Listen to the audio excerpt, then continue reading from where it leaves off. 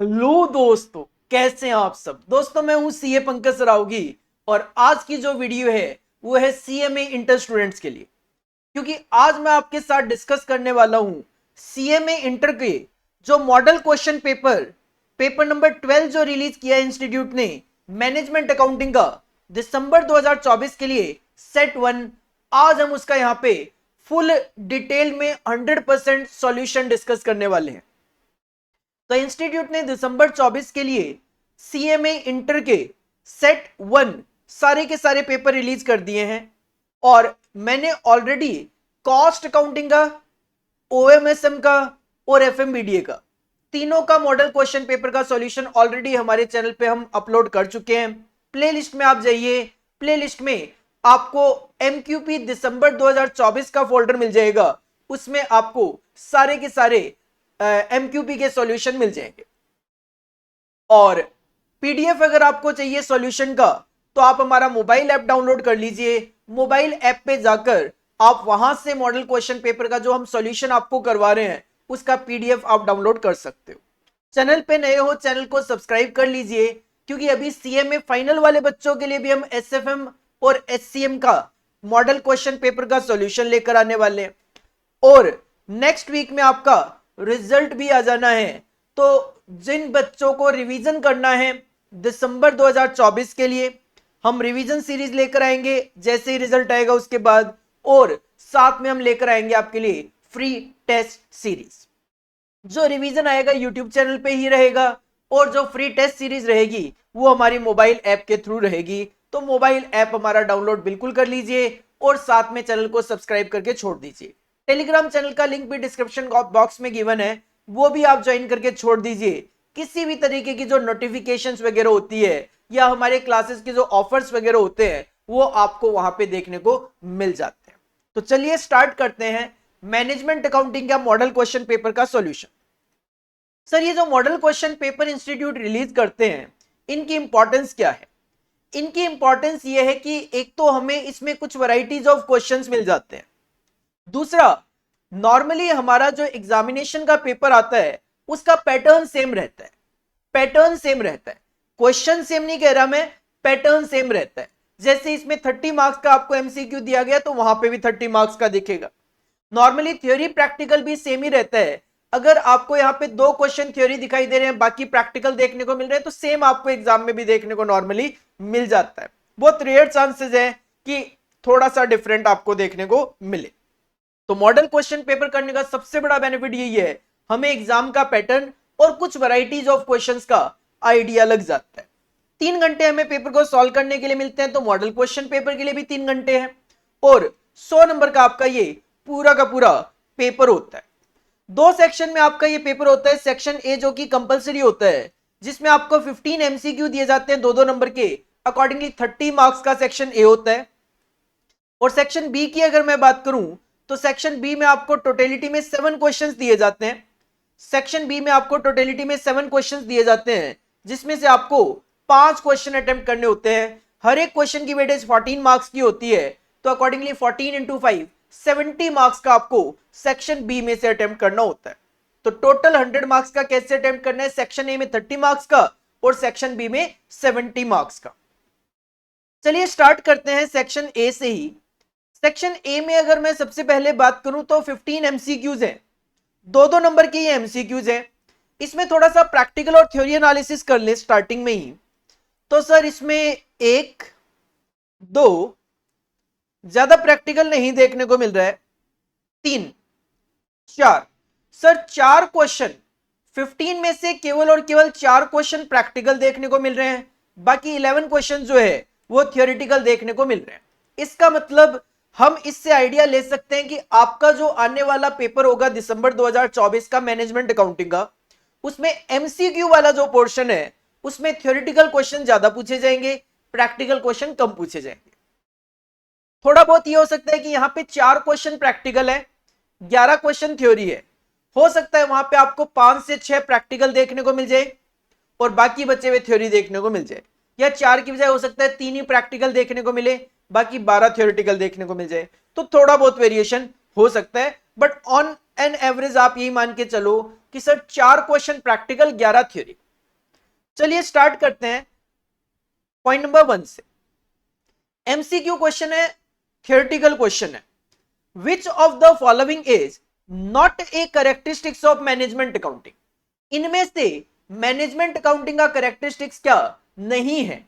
Sir forward looking, बिल्कुल forward looking होता है, फ्यूचर की बात करते हैं।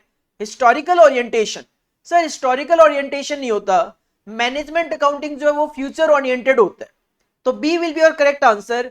Historical orientation is not a characteristics of management accounting. Second MCQ, second MCQ वैसे तो देखो थ्योरी दिख रहा है, बट ये प्रैक्टिकल बेस्ड ही है, क्योंकि जब आप प्रैक्टिकल पढ़ते हो मार्जिनल कॉस्टिंग चैप्टर का ब्रेक इवन पॉइंट, तो आपको प्रैक्टिकली ये चीज पता होती है कि the break even point is where total cost equal total revenue. आगे जाने की जरूरत ही नहीं है सर, ब्रेक इवन पॉइंट वो पॉइंट होता है जहां पे टोटल कॉस्ट और टोटल रेवेन्यू इक्वल हो जाते हैं, ना हमें कोई प्रॉफिट होता है ना हमें कोई लॉसेज होते हैं। Point number 3, variance analysis standard costing में जो आप करते हो is used to identify the root causes of inefficiencies, calculate contribution margin, prepare financial statement या फिर break even point. Sir variance analysis किया जाता है इनएफिशिएंसीज का जो रूट कॉज है उसको आइडेंटिफाई करना, क्योंकि स्टैंडर्ड कॉस्टिंग में आप करते क्या हो, स्टैंडर्ड को एक्चुअल के साथ कंपेयर करके इनएफिशिएंसी तो फाइंड आउट कर रहे हो। A will be your correct answer, A will be your correct answer. Point number 4, which of the following is not a relevant cost information in a make or buy decision? अगर आप make or buy decision लेने जा रहे हो तो इसमें से कौन सा कॉस्ट इंफॉर्मेशन रेलिवेंट नहीं है? In short run marginal costing we can say variable cost of making. Sir variable cost तो होती है। जनरल फिक्स्ड कॉस्ट, जो आपकी जनरल फिक्स्ड कॉस्ट होती है, जिसको आप अब्सॉर्ब्ड फिक्स्ड कॉस्ट भी बोल देते हो, कई बार इसको एलोकेटेड फिक्स्ड कॉस्ट भी बोल दिया जाता है। This is not relevant for decision making for make or buy, क्योंकि make और buy का डिसीजन लेते वक्त अगर कोई एक्स्ट्रा फिक्स कॉस्ट होती है तो ही कंसीडर की जाती है। जनरल फिक्स कॉस्ट या फिर अब्सॉर्ब्ड फिक्स कॉस्ट या एलोकेटेड फिक्स कॉस्ट या फिर अनअवॉइडेबल फिक्स कॉस्ट ये कंसीडर नहीं किए जाते। B will be your correct answer, B will be your correct answer. 4 के बाद देन फिर आपको एक प्रैक्टिकल एमसीक्यू दिया गया। अगर सेल्स है 9 लाख रुपए की, मार्जिन ऑफ सेफ्टी है 40%, तो सर अगर सेल्स 9 लाख रुपए है, मार्जिन ऑफ सेफ्टी 40% है, 9 लाख का 40% 3,60,000, 9 लाख का 40% 3,60,000 आपका मार्जिन ऑफ सेफ्टी है, और जो बचा हुआ पार्ट होगा वो आपका ब्रेक इवन पॉइंट होगा 540। कहते हैं पीवी रेशियो है 2/3, then what is the break even sales? तो सर ब्रेक इवन सेल्स तो सीधा ही निकल गया, अगर 40% मार्जिन ऑफ सेफ्टी है तो ब्रेक इवन पॉइंट होगा 60% सेल्स का, तो 9 लाख का 60% सीधा सीधा 5,40,000 आपका आंसर आ गया सी। देखो मैं जो आपको एमसीक्यू के आंसर बता रहा हूं, जो प्रैक्टिकल भी बता रहा हूं, ये सॉल्यूशन ऑलरेडी हमने यहां पे कर दिए हैं। जैसे 5th पॉइंट का आप देख सकते हो, break even sales is equal to actual sales minus margin of safety होता है। एक्चुअल सेल्स कितनी थी? 9 lakh, margin of safety 40% minus किया तो 540 आ गया। तो इसका पीडीएफ डाउनलोड करने के लिए आपको हमारा मोबाइल ऐप डाउनलोड करना है, जिसका लिंक डिस्क्रिप्शन बॉक्स में गिवन है। मोबाइल ऐप पे जाकर आप इस पीडीएफ को वहां से डाउनलोड कर सकते हो। नेक्स्ट एमसीक्यू, फिर से practical MCQ 6th one, sale for 2 consecutive months of a company are 3,80,000 and 4,20,000। आपकी सेल से 2 पीरियड में 380 और 420 है। The company's net profits for these months amounted to 24,000 and 40,000 respectively। Profit 24,000 40,000 है। There is no change in contribution upon में sales ratio। Contribution upon में sales ratio is nothing। Profit volume ratio को contribution upon sales ratio बोला जाता है। और fixed cost, fixed cost में भी कोई चेंज नहीं है। द क्वेश्चन की डिमांड है कंट्रीब्यूशन अपॉन में sales ratio of the company is. तो क्वेश्चन आपसे सिंपल कहूं तो प्रॉफिट वॉल्यूम रेशियो जानना चाह रहे हैं, और प्रॉफिट वॉल्यूम रेशियो जब भी आपके पास 2 पीरियड का डेटा गिवन होता है, तो मैंने आपको हमेशा बोला कि जब भी 2 पीरियड का डेटा गिवन हो, समझ जाना पीवी रेशियो का फॉर्मूला यूज होगा चेंज इन प्रॉफिट अपॉन में चेंज इन सेल्स। प्रॉफिट में चेंज है 16,000 का और सेल्स में चेंज है 40,000 का, तो 16,000 divide by 40,000 40% will be your correct answer. और 40% को अगर प्रोपोर्शन टर्म में लिखे तो 2/5, B will be your correct answer. B will be your correct answer. Calculation यहाँ पे दिखा दी है, profit volume ratio is equal to change in profit upon में change in sales into 100। Profit में चेंज था 16,000, सेल्स में चेंज 40,000, तो it will be in proportion 2/5। 2/5। Next 7th, फिर से theory MCQ. Standard cost is a blank cost. Sir standard cost pre determined cost होती है, A will be your correct answer. तो जो थ्योरेटिकल एमसीक्यू होते हैं, सिंपल सी बात है, आपको आता है तो 1 मिनट भी नहीं लगना। Next 8th MCQ, which of the following budget should be prepared first. इनमें से कौन सा बजट पहले बनाया जाता है? प्रोडक्शन सर नहीं, प्रोडक्शन से पहले सेल्स बनता है। परचेज सर, परचेज से पहले प्रोडक्शन बनता है। मास्टर तो सर लास्ट में बनता है। तो इनमें से सबसे पहले जो बजट बनाया जाता है वो बनाया जाता है सेल्स। सेल्स के बेसिस पे प्रोडक्शन, प्रोडक्शन के बेसिस पे परचेज, और सभी के बेसिस पे मास्टर बजट बनाया जाता है। D will be your correct answer, sales budget. Next MCQ, फिर से theory, labour turnover is equal to. Sir वैसे तो ये जो लेबर टर्नओवर की बात करें, ये कॉस्ट अकाउंटिंग का सा क्वेश्चन लग रहा है, बट ठीक है, कवर कर लिया, अच्छी बात है। Labour turnover is equal to the number of people working in the current period. Sir नहीं, लेबर फोर्स जो छोड़ के जाती है या लेबर फोर्स में जो चेंज आता है उसको बोलते हैं the number of people who left the organisation in the previous period. Sir होता तो है, बट वो स्पेसिफिकली एम्प्लॉय टर्नओवर का एक पार्ट है, separation method. Rate of change of labour force, sir this is the correct definition of labour turnover. Labour turnover is equal to rate of change of labour force during a specified period. आपकी labour force में कितना percentage change आया है, rate of change आया है, that is known as labour turnover. Wages से कोई मतलब नहीं होता सर, लेबर फोर्स से मतलब होता है। C will be your correct answer. Next 10th MCQ, फिर से theory, the per unit expenses of the, ध्यान देना पर यूनिट की बात चल रही है, the per unit expenses of the blank portion varies with the volume of production while blank portion remain the same with volume. ध्यान देना, ये पर यूनिट की बात चल रही है। पर यूनिट वेरिएबल कॉस्ट जो होती है वो तो सेम रहती है, तो सेकंड में तो आएगा वेरिएबल। और पर यूनिट अगर बात करूं तो वॉल्यूम ऑफ प्रोडक्शन के साथ फिक्स्ड चेंज होती है। पर यूनिट है तो पर यूनिट क्या होता है, जैसे जैसे आपका वॉल्यूम ऑफ प्रोडक्शन कम ज्यादा करोगे, fixed cost per unit change हो जाती है, टोटलिटी में सेम रहती है। और variable cost per unit same रहती है, टोटलिटी में चेंज हो जाती है। तो पहले ब्लैंक में आएगा फिक्स्ड, दूसरे में variable. Your correct answer will be A, fixed और variable. Next 11th MCQ, again theory MCQ, which method of costing is commonly used by companies that produce unique product or services। ये question भी आपका cost accounting का ज्यादा लग रहा है management accounting से। तो प्रोसेस जॉब, मुझे तो लग रहा है गलती से ही ये डाला गया, क्योंकि प्रोसेस जॉब बैच इनकी तो बात हम यहाँ पे करते ही नहीं है मैनेजमेंट अकाउंटिंग में। चलो बट आ गया है तो कवर कर लेते हैं। Which method of costing is commonly used by company that produce unique product or services। Sir unique product और सर्विसेज प्रोसेस में तो नहीं होती, बैच में भी नहीं होती। बी जॉब कॉस्टिंग जो होती है उसमें स्पेसिफिक ऑर्डर कॉस्टिंग भी बोला जाता है। तो specific order you can say unique product और सर्विसेज उसमें बनती है, हर एक कस्टमर का अलग अलग काम किया जाता है। B will be your correct answer. Next 12th जो है थ्योरी भी बोल सकते हो, प्रैक्टिकल भी बोल सकते हो, क्योंकि फॉर्मूला बेस्ड पूछा है। Material price variance is calculated by. Sir material price variance होता है standard price minus actual price multiply by actual quantity. तो जब उसको ओपन करके लिखते हो तो वो बनता है standard price into actual quantity minus actual price into actual quantity. A ही आपका करेक्ट आंसर है, आगे जाने की जरूरत है ही नहीं। और इसी पे बेस्ड आपको 13 एमसीक्यू प्रैक्टिकल दे दिया। कहते हैं calculate the material price variance from the following. Actual quantity है 2.5 kg, स्टैंडर्ड प्राइस है 3 रुपए पर केजी, एक्चुअल प्राइस 5 रुपए और स्टैंडर्ड क्वांटिटी 4.5। निकालना क्या है, प्राइस वेरिएंस। प्राइस वेरिएंस का फॉर्मूला क्या होता है, जो अभी अभी ऊपर था, standard price minus actual price multiply by actual quantity. Standard price आपको 3 रुपए गिवन है, जबकि एक्चुअल प्राइस 5 है और एक्चुअल क्वांटिटी जो है वो 2.5 है। तो सर ये 5 आ गया एडवर्स, 5 एडवर्स आ गया। B will be your correct answer. और इसका जो सॉल्यूशन है वो हमने यहाँ पे आपको करके दिया हुआ है पीडीएफ के अंदर, कोई दिक्कत आपको फेस नहीं होगी। इसके अलावा 14th एमसीक्यू, फिर से एक थ्योरी एमसीक्यू दे दिया आपको। कहते हैं which budgeting techniques involves preparing budgets from the bottom of the organisation hierarchy to the top. Bottom से टॉप पे जाना है, अगर बॉटम से टॉप पे जाना है तो that will be D, bottom up budgeting.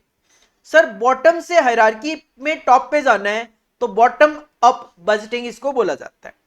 और जो 15th एमसीक्यू था, दिख तो प्रैक्टिकल रहा है, प्रैक्टिकल है भी, बट इसमें जो ऑप्शंस गिवन है ये गलत है सारे के सारे।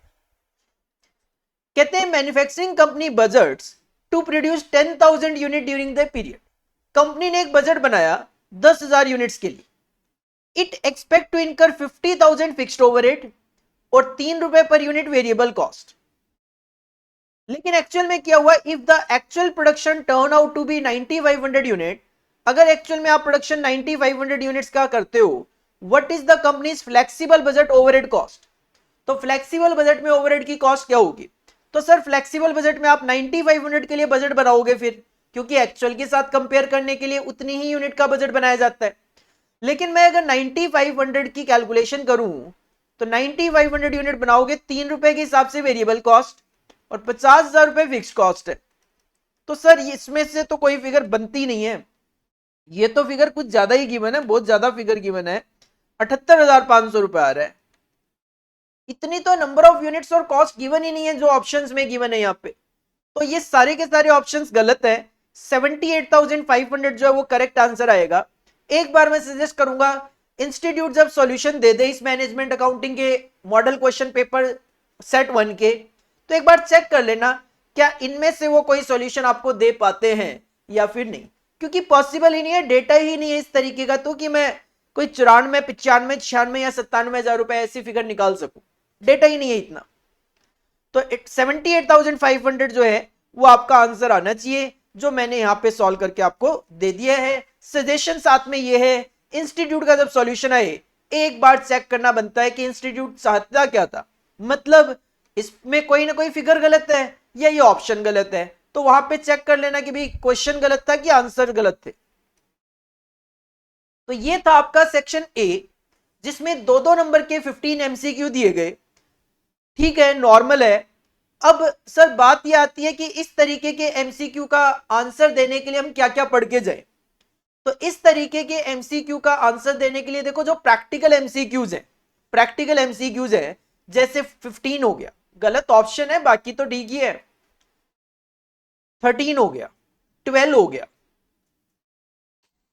11th हो गया, 11th कॉस्ट अकाउंटिंग का पार्ट है, 10th हो गया, लेबर टर्नओवर 9th हो गया, 8th हो गया, ये प्रैक्टिकल प्लस थ्योरेटिकल तरीके के हैं, 7th हो गया, 6th हो गया, 5 हो गया, 4th हो गया, 2 हो गया। सर ये क्वेश्चन दिखने में थ्योरी है बट इनके आंसर बहुत इजीली प्रैक्टिकली दिए जा सकते हैं। अगर आपका प्रैक्टिकल कॉन्सेप्ट क्लियर है आप इनके आंसर बहुत इजीली दे सकते हो। प्योर थ्योरी क्वेश्चन क्या है सर, पहला, तीसरा, प्योर थ्योरी क्वेश्चन इनको बोला जाता है। लेबर टर्नओवर इसका पार्ट ही नहीं है सर, कॉस्ट अकाउंटिंग का पार्ट है वैसे तो ज्यादा प्योर थ्योरेटिकल क्वेश्चन नहीं आते। फिर भी मैं सजेस्ट करूंगा आप क्या पढ़ के चले जाओ, एक तो अभी नो डाउट सिलेबस 2022 चल रहा है, बट जब सिलेबस 2016 चलता था तो इंस्टीट्यूट ने कॉस्ट एंड मैनेजमेंट अकाउंटिंग के नाम से ये सब्जेक्ट होता था, उसके बिट क्वेश्चन की बुकलेट इश्यू करी हुई थी।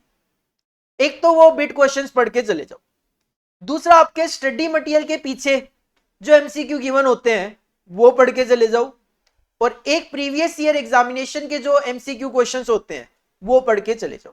मोर देन सफिशिएंट होता है, इतने एमसीक्यू अगर आप पढ़ के चले जाते हो, ये जो 15 एमसीक्यू है आराम से आप 13-14 का आंसर बहुत आराम से दे पाओगे, कोई दिक्कत आपको फेस नहीं करनी पड़ेगी।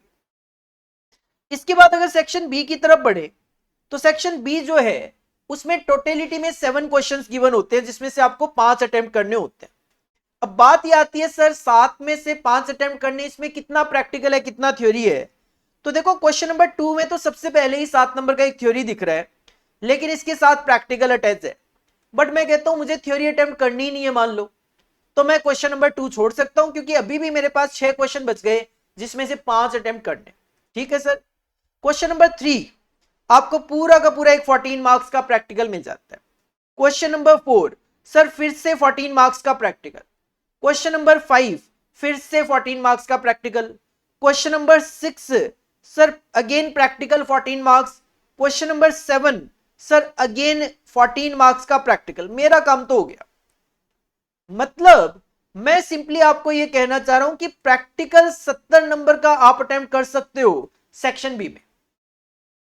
इवन क्वेश्चन नंबर 8 जो है इसमें भी पार्ट ए आपको प्रैक्टिकल और पार्ट बी आपको थ्योरी देखने को मिल रहा है। इसका मतलब सेक्शन बी में तो आप 70 आउट ऑफ 70 मार्क्स लेकर आ सकते हो अगर आपका प्रैक्टिकल स्ट्रांग है तो। और इवन सेक्शन ए में आप 30 आउट ऑफ 30 लेके आ सकते हो।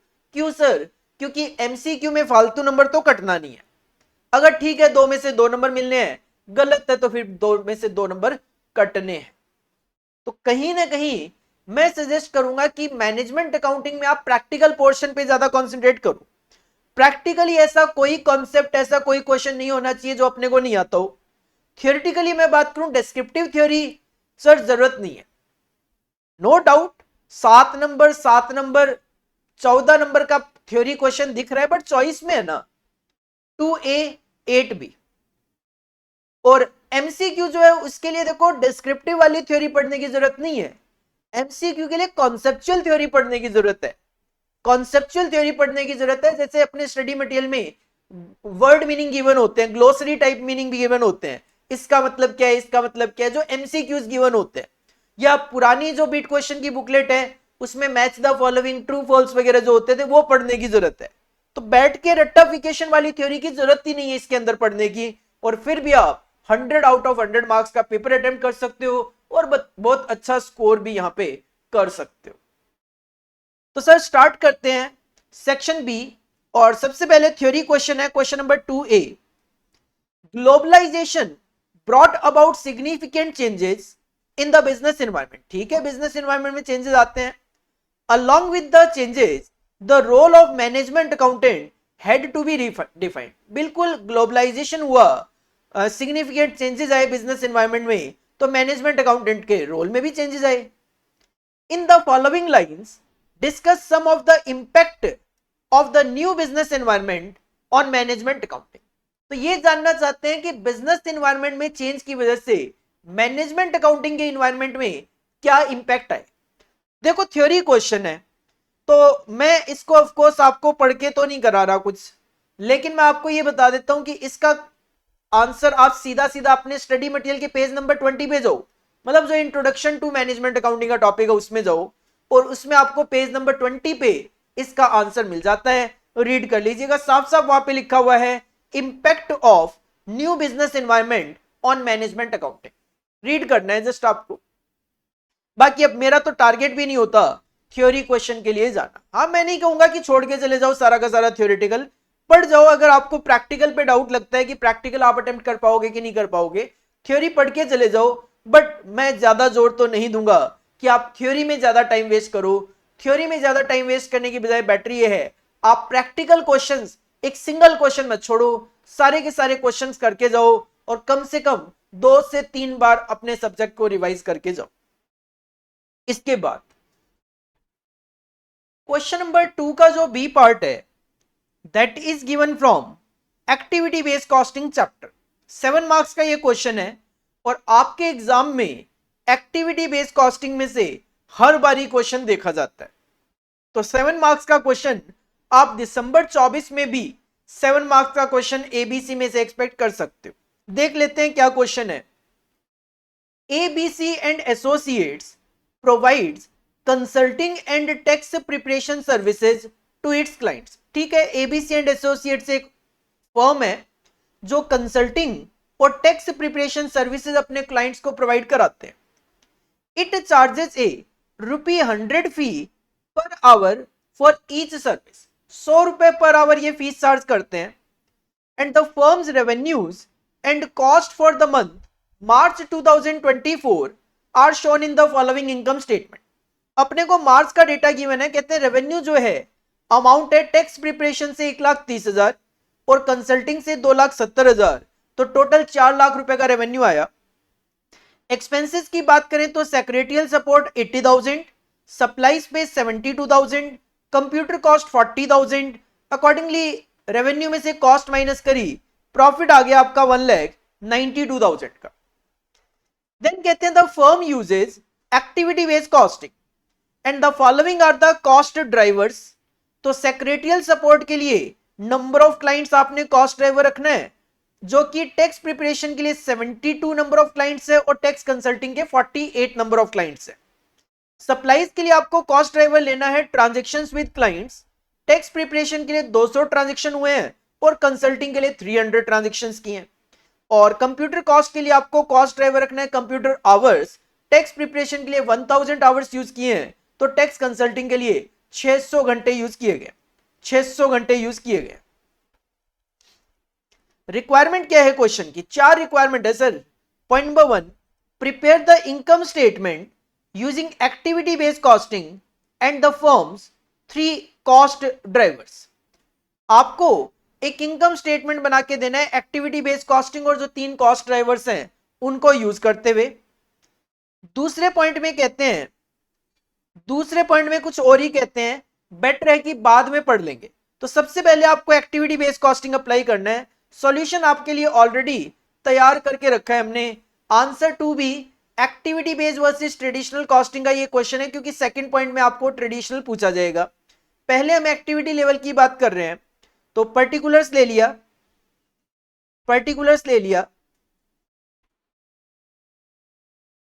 प्रिपरेशन अमाउंट ले ली, कंसल्टिंग अमाउंट ले ली और टोटल अमाउंट का एक कॉलम ले लिया। इनकम स्टेटमेंट बनाना है, ध्यान रखना। अगर इनकम स्टेटमेंट बनाना है मतलब रेवेन्यू में से कॉस्ट को माइनस करना है, तो सबसे पहले रेवेन्यू को कॉपी कर दो। सर रेवेन्यू ऑलरेडी गिवन था 1,30,000, 2,70,000 और टोटल 4 लाख, तो ये तो आपको जस्ट कॉपी करना है, ये तो आपको कॉपी करना है।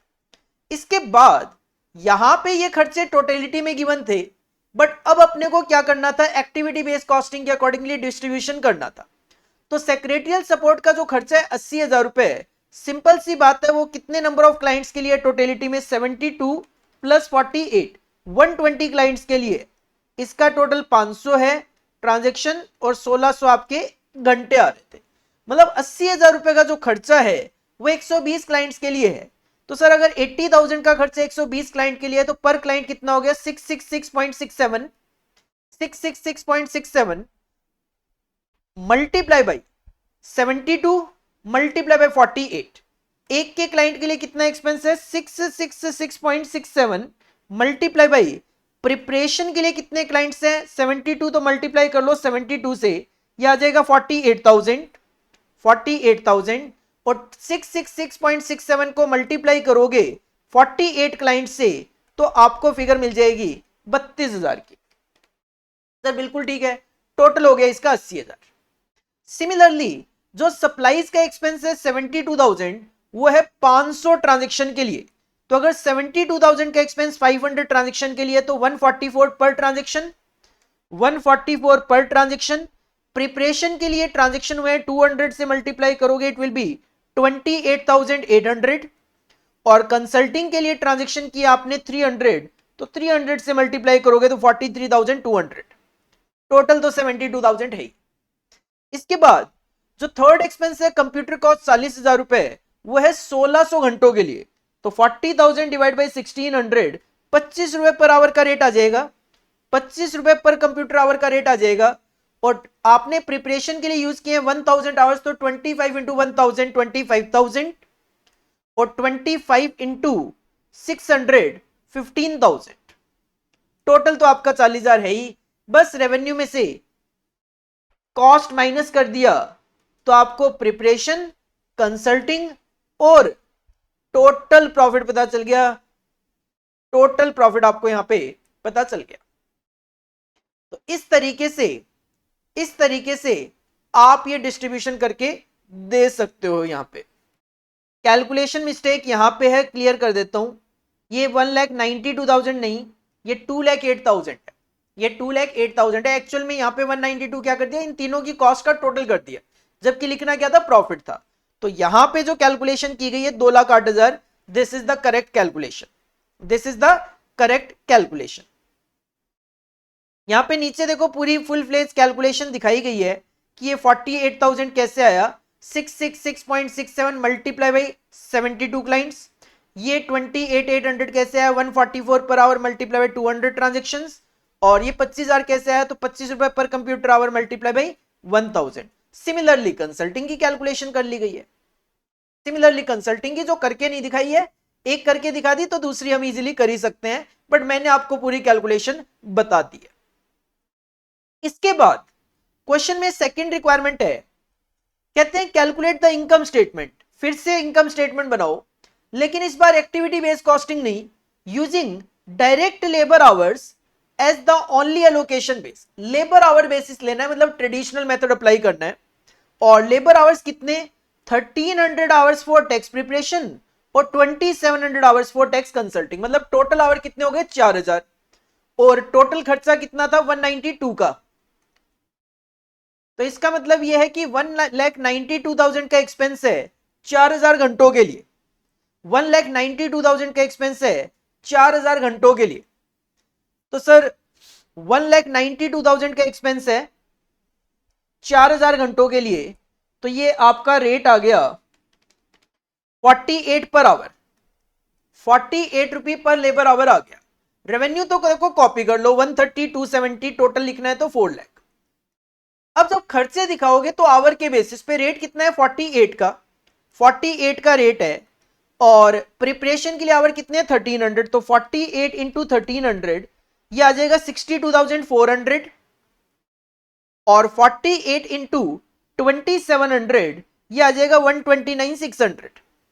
टोटल एक्सपेंस 192 था ही, तो रेवेन्यू में से एक्सपेंसेस माइनस करके प्रॉफिट निकाल दिया। यह है लेबर आवर बेसिस पे, लेबर आवर बेसिस पे, यह है लेबर आवर बेसिस पे।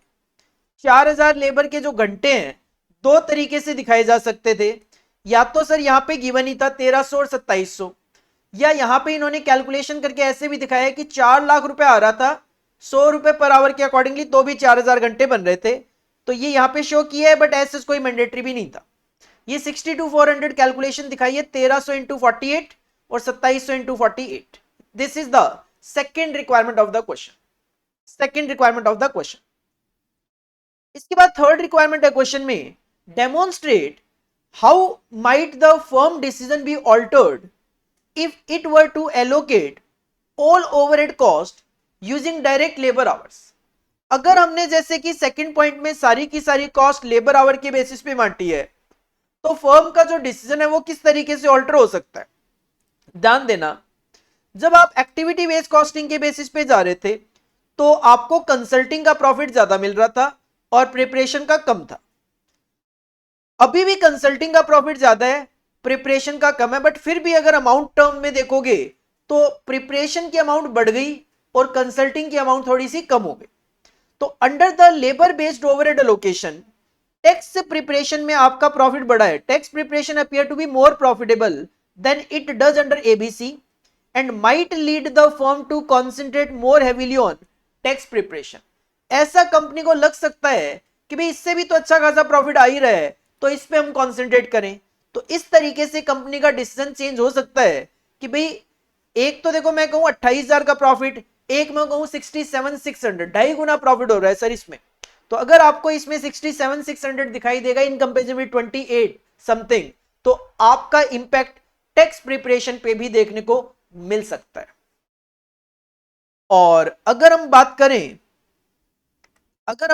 पॉइंट नंबर 4 की, कहते हैं demonstrate under what circumstances would the about based allocation. Sir about based तो कुछ भी नहीं होता, and activity based costing using the 3 cost drivers. Sir ये अबाउट बेस्ड कुछ भी नहीं है, मेरे हिसाब से ये लेबर बेस्ड है।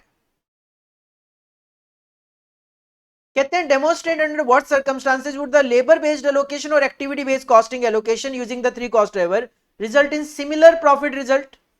कहते हैं ऐसा क्या हो सकता है कि सेम प्रॉफिट आ जाए। तो ABC and traditional costing system generally yield comparable product line profits, मतलब अलग अलग आते हैं। When overhead is a small portion of cost और when cost driver are highly correlated with labour hours. In this case अगर आप देखोगे तो लेबर आवर्स जो है लेबर आवर्स जो है, टोटल लेबर आवर्स कितने थे? 4000। टोटल लेबर आवर्स कितने थे? 4000। 4000 में से 1300 आवर्स तो थे टैक्स प्रिपरेशन से रिलेटेड, मतलब 32.5% लेबर आवर्स यूज हो रही थे प्रिपरेशन में, तो बचा हुआ 67.5% जा रहा था कंसल्टिंग। अगर अगर if firms 3 cost driver were each also distributed 32.5% to preparation and 67.5% to consulting, तो फिर दोनों में आपकी कॉस्ट और प्रॉफिट सेम आ जाएगा। एक ही तरीका है भाई, लेबर आवर्स जितना परसेंटेज इंडिकेट कर रहा था उतना ही परसेंट अगर हर एक कॉस्ट ड्राइवर जो है वो भी एलोकेटेड होता है यहां पे। जैसे 120 था तो सर 120 का 32.5% होता है 39। अगर यहां पे 39 होता और बचा हुआ यहां पे होता 81 तो कॉस्ट सेम आ जाती। सिमिलरली 500 था, 500 का 32.5%, 162.5 घंटे यहां पे यूज होते और बचे हुए घंटे यहां पे यूज होते, तो उस सिचुएशन में भी सेम आ जाता। 1600 का 32.5%, अगर ये 520 घंटे यहां पे होते और बचे हुए 1080 घंटे यहां पे होते, तो सर अगर ऐसा होता तो उस सिचुएशन में दोनों केसेस में प्रॉफिट आपको सेम देखने को मिल जाता। अच्छा क्वेश्चन है, मैं कहूंगा आपको एग्जाम से पहले इस तरीके के जो क्वेश्चंस हो वो 3 बार कम से कम रिवाइज कर लेने चाहिए, और अगर आपको तीसरी बार में भी डाउट लग रहा है तो एक बार और चौथी बार भी रिवाइज कर लेना चाहिए, क्योंकि इस तरीके के जो क्वेश्चंस की लैंग्वेज होती है, डेमोन्स्ट्रेट वाली, ये वाली जो लैंग्वेज होती है कंफ्यूज करती है। तो अपने को 3 से 4 बार जब इस तरीके के क्वेश्चंस को अटेम्प्ट करेंगे तो चीजें साके समझ में आती है कि सर हाँ इसमें ये करना होता है। बट एक्टिविटी बेस्ड कॉस्टिंग का क्वेश्चन आपको एग्जाम में देखने को मिलेगा ही मिलेगा, ऑलमोस्ट 100% ही श्योरिटी आप मान के चलो एबीसी का क्वेश्चन 7 मार्क्स का देखने को आपको एग्जाम में मिल जाएगा। नेक्स्ट क्वेश्चन जो है question number 3, single question. Single question 14 marks का आपको यहां पे देखने को मिल रहा है। सिंगल क्वेश्चन आपको यहां पे 14 मार्क्स का देखने को मिल रहा है, और ये जो क्वेश्चन है ये आपको आई थिंक ट्रांसफर प्राइसिंग का क्वेश्चन गिवन है। बिल्कुल ट्रांसफर प्राइसिंग का क्वेश्चन है। कहते हैं Arthur company is a multi divisional company, multi divisional मतलब एक से ज्यादा डिविजन्स है, and its managers have been delegated full profit responsibility. Responsibility centre है, मतलब एक डिवीजन दूसरी डिवीजन में माल ट्रांसफर करते वक्त प्रॉफिट ले सकते हैं, एंड ऑटोनोमी टू एक्सेप्ट और reject transfer from other division. मतलब जैसे यहां पे एक्स और वाई दिख रहा है, तो एक्स चाहे तो डिवीजन वाई को ट्रांसफर करे, ना चाहे तो ना करे। सिमिलरली वाई चाहे तो एक्स से माल खरीदे, चाहे तो बाहर से खरीदे, तो पूरी ऑटोनोमी है, पूरी छूट है और रिस्पॉन्सिबिलिटी सेंटर्स है। डिवीजन एक्स प्रोड्यूसेस ए सब assembly with A ready competitive market.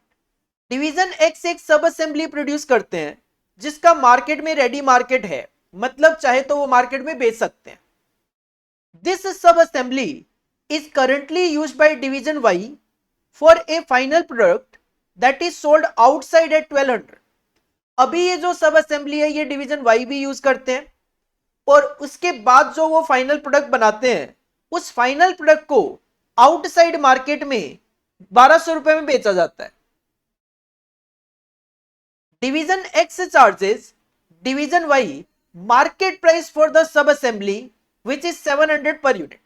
Division x जो है वो डिवीजन वाई को ट्रांसफर करते हैं, किस रेट पे? मार्केट प्राइस पे ही ट्रांसफर कर रहे हैं, और मार्केट प्राइस क्या है? 700 का, ठीक है। जिसके लिए वेरिएबल कॉस्ट आ रही है 520 रुपए की, वेरिएबल कॉस्ट 520 रुपए, and ₹600 for division X and Y respectively. Division X की वेरिएबल कॉस्ट आती है 520 की, और डिवीजन वाई की वेरिएबल कॉस्ट आती है 600 की, ठीक है। The manager of division Y feels that division X should transfer the sub assembly at a lower price than market because at this price division Y is unable to make a profit। अब division Y जो है वो division X को कहती है, मान ले या फिर फील करती है डिवीजन Y कि डिवीजन X से डिवीजन Y को थोड़ा सा माल सस्ता दे, क्योंकि डिवीजन Y को लग रहा है मैं तो ज्यादा कुछ प्रॉफिट कमा पा नहीं रहा। तो क्वेश्चन आपसे जानना चाहता है क्या बहुत कुछ जानना चाहता है, 3 डिमांड है, एक एक करके पढ़ते हैं। Point number A, calculate division Y profit contribution, क्योंकि फिक्स कॉस्ट तो आई थिंक पूरे क्वेश्चन में ही नहीं है, फिक्स कॉस्ट तो गिवन है ही नहीं, तो कंट्रीब्यूशन ही निकाल पाओगे आप। Calculate division Y profit contribution if transfer are made at the market price and also the total contribution to profit for the company. पहली कंडीशन यही है कि मान लो कि ट्रांसफर जो होता है वो मार्केट प्राइस पे ही होता है, मतलब 700 रुपए में, तो डिवीजन वाई का प्रॉफिट क्या होगा वो बताओ, साथ में पूरी कंपनी का प्रॉफिट भी बताना है। ठीक है सर, कोई दिक्कत नहीं है। इसके लिए आप स्टेटमेंट ऑफ प्रॉफिट बनाओगे, सॉल्यूशन आपके लिए ऑलरेडी तैयार करा हुआ है। हेडिंग पुट करिए आंसर नंबर 3। सबसे पहले calculation of division Y contribution margin. Division Y जो है किस रेट पे बाहर बेचता है, 1200 पे, तो सर डिवीजन वाई जो है सेलिंग प्राइस है 1200। अब ये किससे लेकर आ रहा है, ये डिवीजन एक्स से लेकर आ रहा है, वो भी मार्केट प्राइस पे एज पर पॉइंट नंबर 1, और डिवीजन एक्स से डिवीजन वाई को 700 रुपए में माल देते हैं, तो 700 रुपए तो इनकी परचेज कॉस्ट हो गई। देन लाने के बाद डिवीजन वाई अपनी तरफ से 600 रुपए की वेरिएबल कॉस्ट लगा देते हैं, तो इसका मतलब डिवीजन वाई जो है 1300 रुपए बढ़ गया, तो ये तो 100 रुपए का नुकसान हो गया। डिवीजन वाई के पॉइंट ऑफ व्यू से बात करें तो 100 रुपए पर यूनिट का नुकसान है। लेकिन क्वेश्चन साथ में ये भी जानना चाहते हैं कि बताओ कंपनी का क्या प्रॉफिट होगा, कंपनी का क्या प्रॉफिट होगा, तो कंपनी के पॉइंट ऑफ व्यू से बात करें, कंपनी के पॉइंट ऑफ व्यू से बात करें तो भी सेलिंग प्राइस तो 1200 का ही है। हाँ, कंपनी के पॉइंट ऑफ व्यू से बात करें तो एक्स डिवीजन की कॉस्ट आती है 520 और वाई डिवीजन की कॉस्ट आती है 600, तो 1120 रुपए की कॉस्ट है।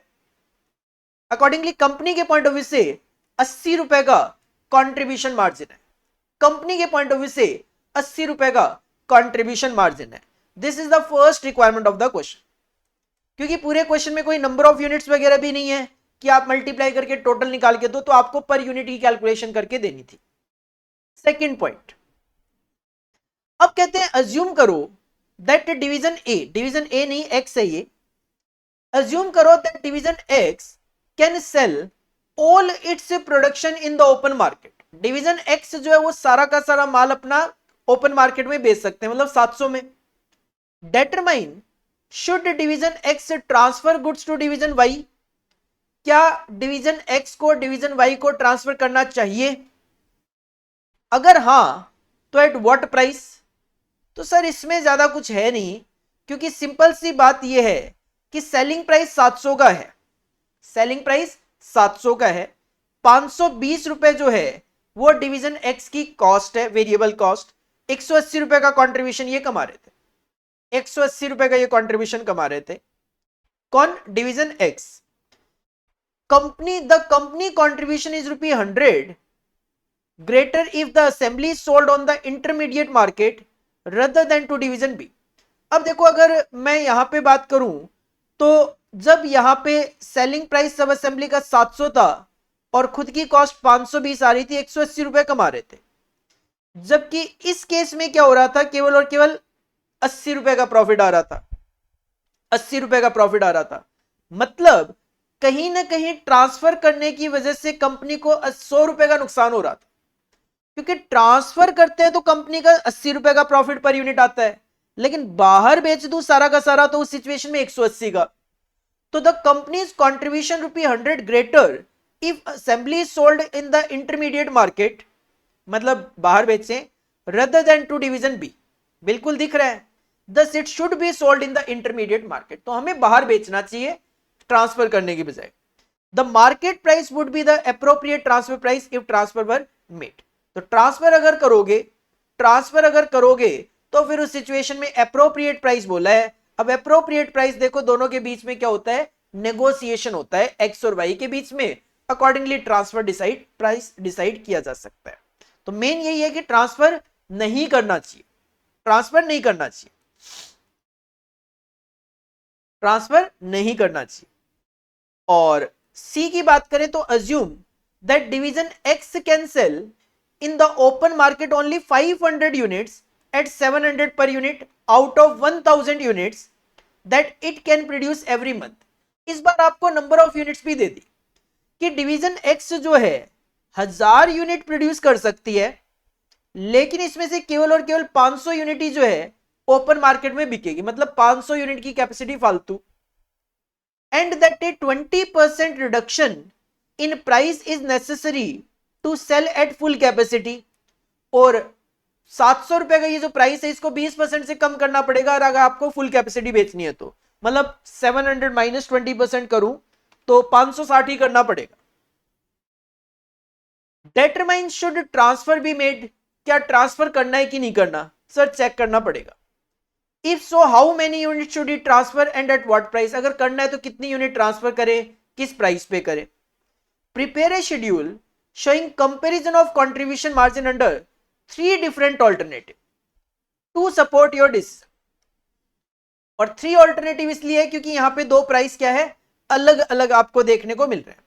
तो देखो ऑल्टरनेटिव 1, ऑल्टरनेटिव 1 क्या है, transfer 1000 units to division Y, या तो सारी की सारी यूनिट जो है वो डिवीजन वाई को ट्रांसफर कर दें, ऑल्टरनेटिव 1 आप ये ले सकते हो।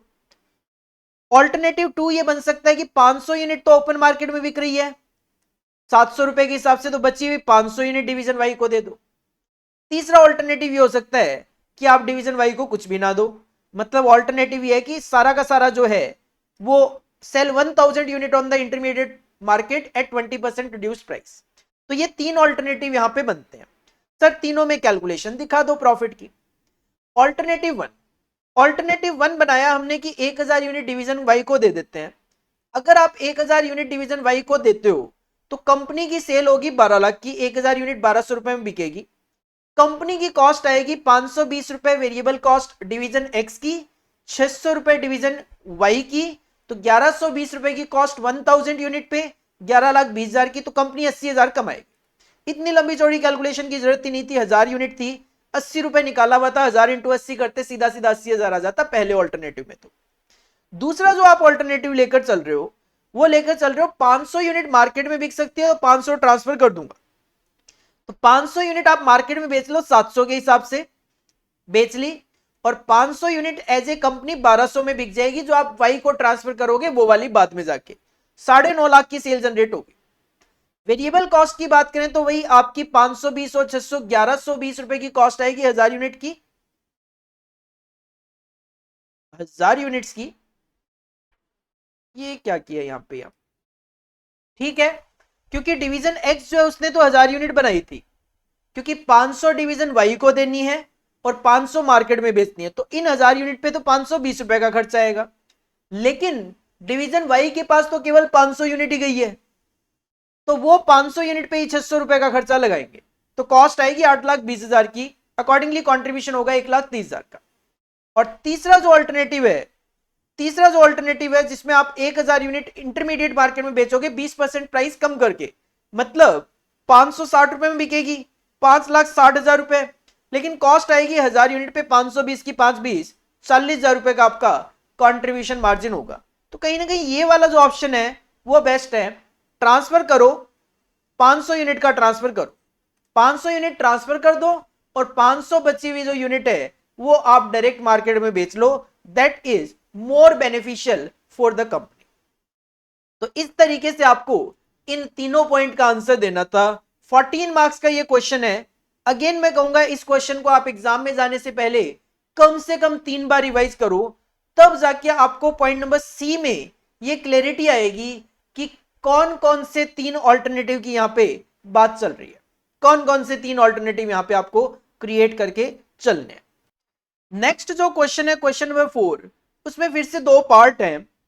पार्ट ए जो है काफी ज्यादा इजी है, मार्जिनल कॉस्टिंग में से ये क्वेश्चन दिया गया, और पार्ट बी जो है वो डिसीजन मेकिंग में से एक्सेप्टेंस और रिजेक्शन में से ये आपको क्वेश्चन दे दिया गया। चलो सबसे पहले मार्जिनल कॉस्टिंग का क्वेश्चन देख लेते हैं। Company XYZ manufactures and sells a single product and here are the details for the current period. Selling price 50 है, वेरिएबल कॉस्ट 30 है, तो कंट्रीब्यूशन आ गया आपका 20 रुपए का। प्रॉफिट आप कमा रहे हो 20,000 रुपए का। करंटली आप सेल कर पा रहे हो 5,000 यूनिट्स की, आपको सबसे पहले तो फिक्स कॉस्ट कैलकुलेट करनी है। अगर आपके पास सेल्स गिवन है यूनिट्स में, तो आप सेल्स यूनिट्स का फॉर्मूला यूज कर सकते हो इजीली। फिक्स्ड कॉस्ट जो आपको कैलकुलेट करनी है प्लस प्रॉफिट आपके पास गिवन है डिवाइड बाय कंट्रीब्यूशन 20 रुपए, आपको आपका आंसर मिल जाएगा। इसका सॉल्यूशन ऑलरेडी मैंने आपके लिए बना रखा है।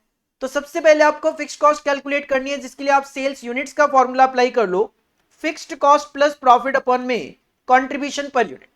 क्वेश्चन में सेल्स गिवन है 5000 यूनिट, फिक्स्ड कॉस्ट आपको कैलकुलेट करनी है, प्रॉफिट 20,000 गिवन और कंट्रीब्यूशन आ गया 20 रुपीज का, तो फिक्स्ड कॉस्ट आ गई आपकी 80,000 रुपए। This is the first requirement of the question. Second point में कहते हैं पीवी रेशियो निकालो।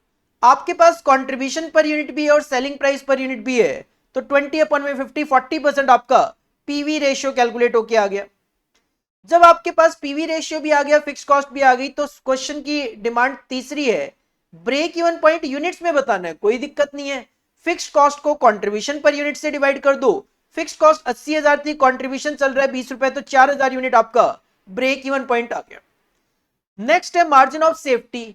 सर आपकी टोटल सेल है 5,000 और ब्रेक इवन पॉइंट आपने कैलकुलेट किया है 4,000 यूनिट, तो 1,000 यूनिट आपका मार्जिन ऑफ सेफ्टी आ जाएगा। 1,000 यूनिट आपका मार्जिन ऑफ सेफ्टी आ जाएगा। और लास्ट पॉइंट कहते हैं नंबर ऑफ यूनिट बताओ। अगर हम 40,000 का प्रॉफिट कमाना चाहते हैं तो फिर से सेल्स का फॉर्मूला अप्लाई कर लो, sales is equal to fix cost plus profit upon में contribution per unit. Fix cost आपने 80,000 कैलकुलेट कर ली, प्रॉफिट अब एज पर पॉइंट नंबर 5 आपको 40,000 चाहिए, divide by contribution per unit 20 रुपए था, 6,000 यूनिट। इससे इजी तो 7 नंबर में कोई क्वेश्चन हो ही नहीं सकता मार्जिनल कॉस्टिंग में, अगर मैं बात करूं तो। इसके बाद जो पॉइंट नंबर बी है, this is from decision making, या फिर कहूं तो application of marginal costing in decision making में से ये क्वेश्चन आपको दे दिया। एक company currently operating at 80% capacity, अभी आप 80% कैपेसिटी पे काम कर रहे हो, has the following profitability. Sell कर पा रहे हो 80% पे 16 लाख की, मटेरियल का खर्चा है 520, लेबर का expense 240, variable overhead 60,000, fixed overhead 520, और सारे के सारे खर्चे माइनस करने के बाद 2 लाख रुपए का आपका प्रॉफिट आ रहा है 80% कैपेसिटी पे। अब क्या हुआ, आपके पास एक ऑफर आया, एन एक्सपोर्ट ऑर्डर, बाहर से एक ऑर्डर आया, has been received that would utilize 40% of the capacity of the factory. Factory की 40% कैपेसिटी लगेगी इस ऑर्डर में, लेकिन हमारे पास तो यहां पे केवल और केवल 20% ही कैपेसिटी फालतू है, क्योंकि 80% तो मैं ऑलरेडी यूज कर रहा हूं। अगर 40 और चाहिए फैक्ट्री का, सर इतना तो नहीं है। और साथ में कंडीशन ये भी है, the order has either to be taken in full and executed at 10% below the normal domestic prices, या रिजेक्टेड टोटली। और ऐसा नहीं कि आप कहो कि भाई मेरे पास तो 20% यूनिट है वो ले लो, बाकी 20% कहीं और से खरीद लो। कहते नहीं, या तो पूरा का पूरा ऑफर लेना पड़ेगा या फिर पूरा का पूरा रिजेक्ट करना पड़ेगा। अगर आप पूरा का पूरा ये 40% का ऑर्डर ले लोगे तो फिर आपको यहां पे कम बेचना पड़ेगा डोमेस्टिक में। साथ में जो एक्सपोर्ट ऑर्डर है उसमें आपको जो प्राइस मिलेगा वो 10% कम मिलेगा डोमेस्टिक प्राइस से, डोमेस्टिक प्राइस से कम मिलेगा। The alternative available to the management are given below. आपके सामने 3 ऑल्टरनेटिव अवेलेबल है, बिल्कुल आपके सामने 3 ऑल्टरनेटिव अवेलेबल है, आपके सामने 3 ऑल्टरनेटिव अवेलेबल है। सॉल्यूशन मैंने ऑलरेडी तैयार करा हुआ है। पहला ऑल्टरनेटिव है reject order and continue with the domestic sales only as at present. Sir एक एक करके ऑल्टरनेटिव देख लेते हैं। पहला ऑल्टरनेटिव तो बड़ा सिंपल है, कहते हैं इस ऑर्डर को रिजेक्ट कर दो, कर दिया, कंटिन्यू करो डोमेस्टिक सेल्स के साथ जैसे चल रहा है। तो जैसे चल रहा है तो उसमें करना ही क्या है, मुझे ये जो स्टेटमेंट गिवन था इसको कॉपी करना है, बस कुछ नहीं करना, मुझे ये स्टेटमेंट कॉपी करना है। 16 lakh sales, direct material, direct labour, variable overhead, बस इसका सब टोटल करा हुआ है। सेल में से वेरिएबल कॉस्ट माइनस करके कंट्रीब्यूशन निकाल दिया, फिक्स कॉस्ट माइनस करके प्रॉफिट। सर इसी स्टेटमेंट को कॉपी पेस्ट करना है, बस इन 3 आइटम को वेरिएबल में लिख के कंट्रीब्यूशन निकाल दिया, फिक्स कॉस्ट अलग से माइनस करके प्रॉफिट निकाल दिया। पहले में तो कोई दिमाग नहीं लगाना। पॉइंट नंबर सेकंड कहता है एक्सेप्ट द ऑर्डर। जैसे ही आप ऑर्डर को एक्सेप्ट करोगे तो 40% कैपेसिटी तो चली गई एक्सपोर्ट ऑर्डर में, and turn away excess domestic demand. Domestic demand जो एक्सेस है उसको जाने दो, मतलब 40% माल तो एक्सपोर्ट ऑर्डर में बेच लो, बचा हुआ 60% जो है वो डोमेस्टिक में बेच लो, जो बचा हुआ 20% डोमेस्टिक होगा उसको जाने दो। ठीक है सर, बात समझ में आ गई। 60% डोमेस्टिक में बेच लो, 40% एक्सपोर्ट में बेच लो।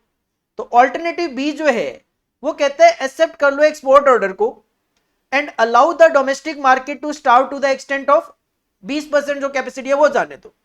तो इससे क्या होगा, 40% कैपेसिटी तो एक्सपोर्ट ऑर्डर में जाएगी, बची हुई 60% कैपेसिटी जो है वो डोमेस्टिक मार्केट में जाएगी। जो एक्सपोर्ट ऑर्डर है वो हम पहले ही बोल चुके हैं कि 10% कम प्राइस पे बिकने वाला है। बिल्कुल ठीक है सर, कोई दिक्कत नहीं है। तो सेल की अगर मैं बात करूं तो सेल आपकी 16 लाख थी 80% पे, अगर 16-80 पे थी तो मतलब 100% पे 20 लाख की सेल बनती है। ठीक है, 100% पे 20 लाख की सेल बनती है। जो डोमेस्टिक सेल है उसमें अब आप 60% बेच पाओगे तो 20 लाख का 60% 12 लाख की सेल तो डोमेस्टिक में हो जाएगी।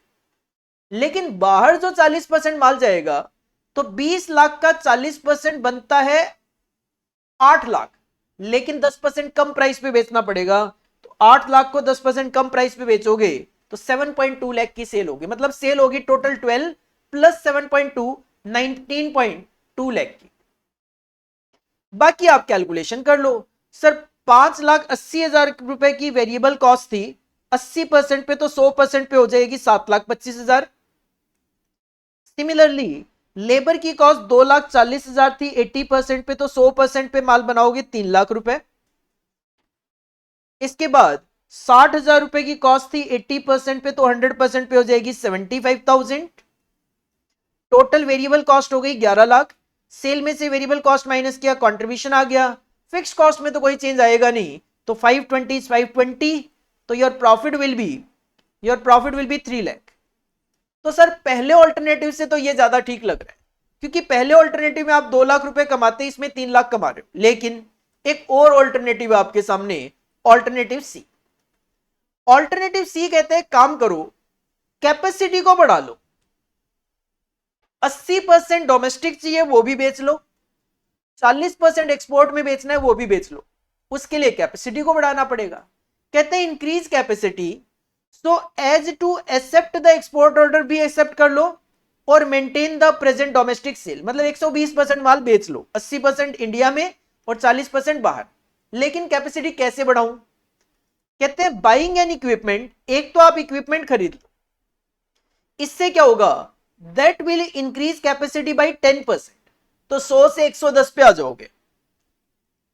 और इससे रिलेटेड फिक्स्ड कॉस्ट होगी 65,000 रुपए की। ठीक है सर, 65,000 रुपए की फिक्स्ड कॉस्ट बढ़ा लो और 10% जो है वो आपकी कैपेसिटी बढ़ गई। अभी भी बात तो नहीं बनी, 100 थी 110 हो गई, अभी भी 10% और चाहिए। उसके लिए क्या करूं? कहते हैं work overtime at 1.5 the normal rate to meet balance of required capacity. जो और 10% कैपेसिटी चाहिए उसके लिए ओवर टाइम करवा लो, और 1.5 द नॉर्मल रेट का मतलब होता है ओवर टाइम में आपको 1.5 गुना पे करना पड़ेगा। ओवर टाइम में आपको 1.5 गुना वेजेस पे करनी पड़ेगी। Prepare a statement showing profit from different alternative और सजेस्ट द बेस्ट, वही कर रहे हैं सर। तो सी ऑल्टरनेटिव जो है उसमें आप दोनों जगह पूरा पूरा माल बेच पाओगे, 40% एक्सपोर्ट में भी और 80% डोमेस्टिक में भी। 80% डोमेस्टिक में बेचने का मतलब है 16 लाख की सेल, 16 लाख की सेल, और एक्सपोर्ट में 40% माल बेचने का मतलब है 7.2 लाख की सेल, तो टोटल सेल हो जाएगी 23.2। मटेरियल, सर मटेरियल 5,80,000 रुपए का था 80% पे, तो 120% पे अब काम करूंगा तो 8,70,000 हो जाएगा। लेबर, लेबर ओवर टाइम अलग से दिखा देंगे, ओवर टाइम अलग से दिखा देंगे, तो लेबर नॉर्मल तरीके से ले लो सर। 2,40,000 है 80 पे, तो 120 पे it will B 3,60,000, 3,60,000। Variable overhead आपका 60,000 था 80% पे, तो 120 पे आ जाएगा 90,000, 90,000। ओवर टाइम प्रीमियम, ध्यान से क्वेश्चन ने कहा था 100% में 10% कैपेसिटी तो यहां से बढ़ जाएगी, बची हुई 10%। सर जो बची हुई 10% कैपेसिटी है, अगर मैं नॉर्मली बात करूं तो 2,40,000 रुपए वेरिएबल वो लेबर की कॉस्ट थी 80% पे, तो 10% पे ये बनती 30,000। 10% पे ये 30,000 बनती। जो भी नॉर्मल बनती वो तो आप यहां पे ले ही चुके हो। ओवर टाइम में आपको 1.5 पे करना है, मतलब 1 तो आप ले चुके हो, 0.5 बचा हुआ है, तो 30,000 का 0.5 मतलब 15,000 रुपए आपका ओवर टाइम होगा, वो आपको अलग से पे करना पड़ेगा। ये आ गया वेरिएबल कॉस्ट का सब टोटल, सेल में से माइनस किया, कंट्रीब्यूशन आ गया। फिक्स्ड कॉस्ट जो आपकी 5,20,000 थी वो 65,000 रुपए से यहां पे बढ़ गई थी, तो it will B 5.85। Accordingly profit होगा आपका 4 लाख का। तो सर ठीक है, ऑल्टरनेटिव सी के लिए जाओ, क्योंकि ए में 2 लाख का प्रॉफिट, बी में 3 लाख का और सी में 4 लाख का प्रॉफिट है, तो आपको ऑल्टरनेटिव सी के लिए जाना है, क्योंकि आपको इसमें हाईएस्ट प्रॉफिट देखने को मिल रहा है। अगेन एक अच्छा क्वेश्चन है, 2 बार आप इस क्वेश्चन को रिवाइज कर लोगे, आप एग्जाम में भी इस तरीके के क्वेश्चन को अटेम्प्ट कर पाओगे। एग्जाम में ऑलरेडी भी आया हुआ ये क्वेश्चन है, फिगर सेंस के साथ आपको ये क्वेश्चन एग्जाम में ऑलरेडी भी पूछा गया था। इसके बाद अगेन जो क्वेश्चन नंबर 5 है वो सिंगल क्वेश्चन 14 मार्क्स का, और कौन से टॉपिक में से? सर स्टैंडर्ड कॉस्टिंग में से। स्टैंडर्ड कॉस्टिंग में से फिर से क्या, एक मतलब 14 मार्क्स का एक सिंगल क्वेश्चन। और आप अगर पीछे के एग्जामिनेशन का पैटर्न भी देखोगे तो भी ऐसा ही हो रहा है कि जो क्वेश्चन नंबर 3 एक सिंगल क्वेश्चन 14 का आ रहा है, और क्वेश्चन नंबर 5 भी सिंगल 14 मार्क्स का क्वेश्चन आ रहा है। मतलब हम अपने दिसंबर 24 में भी एक्सपेक्ट कर सकते हैं कि सर मैनेजमेंट अकाउंटिंग के पेपर में हमें 2 क्वेश्चन 14 मार्क्स के, बाकी 7 मार्क्स के क्वेश्चन देखने को मिलेंगे।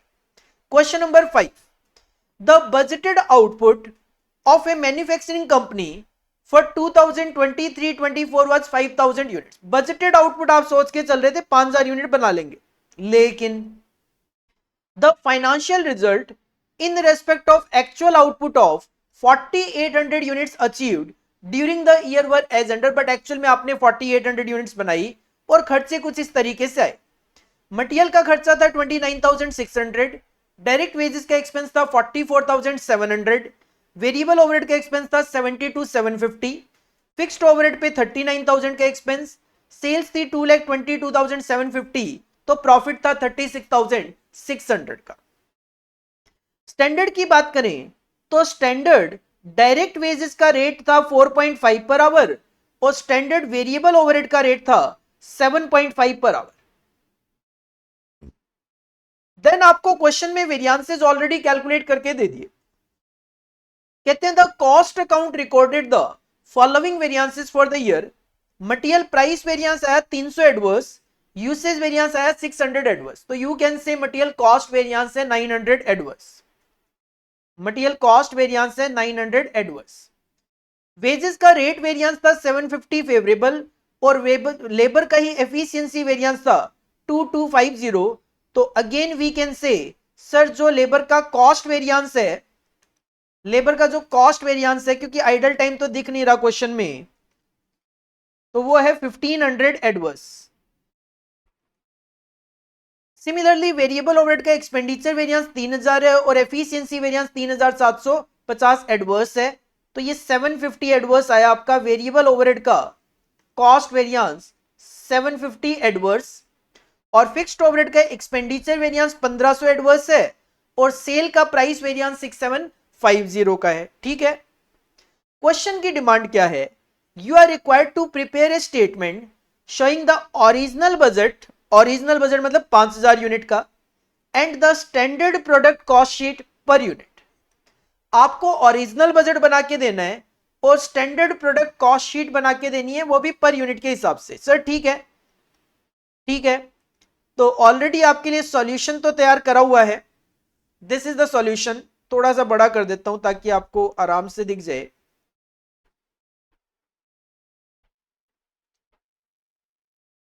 तो एक तो ओरिजिनल बजट आपको बना के देना है, साथ में standard cost sheet per unit. तो एक तो कॉलम लिया है पर्टिकुलर्स का, एक तो कॉलम लिया है पर्टिकुलर्स का, एक कॉलम लिया है एक्चुअल कॉस्ट लिखेंगे, इसमें प्रॉफिट लिखेंगे, सेल्स लिखेंगे, एक्चुअल वाली 4800 यूनिट्स वाली, क्योंकि हमारे पास वेरिएंसेस गिवन है जिसको एडजस्ट करके हम स्टैंडर्ड कॉस्ट, प्रॉफिट या सेल्स पे पहुंच सकते हैं, जो कि 4800 यूनिट्स के लिए होगी, क्योंकि स्टैंडर्ड और एक्चुअल तो सेम आउटपुट का होना चाहिए। हाँ, एक ओरिजिनल बजट जो पूछा है वो 5000 का बनाना है, तो ये कॉलम आपका 5000 यूनिट का ओरिजिनल बजट होगा, जो कि standard cost profit sales 5000 unit की हम शो करेंगे। सेल्स से स्टार्ट किया है स्टेटमेंट को, तो सबसे पहले सेल्स लिखी 2,22,750। सर ये हमारी एक्चुअल सेल्स थी, ये हमारी एक्चुअल सेल थी। और हमें सेल में बात करूं तो सेल प्राइस वेरिएंस गिवन था, वो भी favourable. Sir favourable price variance होने का मतलब है आपकी सेल ज्यादा हुई होगी एक्चुअल में, जिसकी वजह से ये फेवरेबल था। तो आपको क्या करना है, sale price variance 6750, actual sale ज्यादा हुई होगी तब ये फेवरेबल था। तो 222,750 में से ये 6750 माइनस कर दो अब, ताकि आप अपने स्टैंडर्ड कॉस्ट पे पहुंच जाए 2,16,4800 यूनिट के लिए। अब सर अगर 2,16,4800 यूनिट के लिए है, 2,16,4800 यूनिट के लिए मतलब 45 रुपए पर यूनिट है, और अगर टोटल निकालना है 5,000 यूनिट के लिए तो 45 इंटू 5,000, 2,25,000 रुपए आपका ये ओरिजिनल बजट में सेल्स आ जाएगी। इसी तरीके से अपने को बाकी कैलकुलेशंस भी करके देनी है। नेक्स्ट हम कॉस्ट पिक करें, डायरेक्ट मटेरियल। एक्चुअल कॉस्ट थी 29,700। सर मटेरियल की कॉस्ट थी 29,700। अगर मैं मटेरियल प्राइस और मटेरियल यूसेज दोनों को एक साथ एडजस्ट कर दूं, मतलब मटेरियल कॉस्ट वेरिएंस जो कि 900 एडवर्स था, एडवर्स होने का मतलब आपकी एक्चुअल में कॉस्ट ज्यादा ही होगी, इस वजह से वो एडवर्स है। बजट में कम थी, तो 29,700 में से माइनस कर दो 900, तो 28,300 और 600 900 माइनस कर दो, तो 28,800 की आपकी स्टैंडर्ड कॉस्ट थी। 28,800 कॉस्ट थी 4800 यूनिट की, तो एक यूनिट की कॉस्ट थी 6 रुपए, तो 5000 यूनिट्स के लिए 30,000 की कॉस्ट आ जाएगी। आगे बढ़ते हैं। मटेरियल के बाद वेजेस की कॉस्ट 44,700, वेजेस की कॉस्ट 44,700, और ये जो दोनों का वेरिएंस है, कॉस्ट वेरिएंस 1500 एडवर्स है, मतलब एक्चुअल कॉस्ट आपकी 1500 ज्यादा ही होगी स्टैंडर्ड से, तभी तो वो एडवर्स है। तो 44,700 में से 1500 माइनस कर दो, तो 43,200, 43,200 जो है वो 4800 यूनिट की कॉस्ट है। तो एक यूनिट की स्टैंडर्ड कॉस्ट 9 रुपए, तो 5000 यूनिट की कॉस्ट 45,000 रुपए, 5000 यूनिट की कॉस्ट 45,000 रुपए।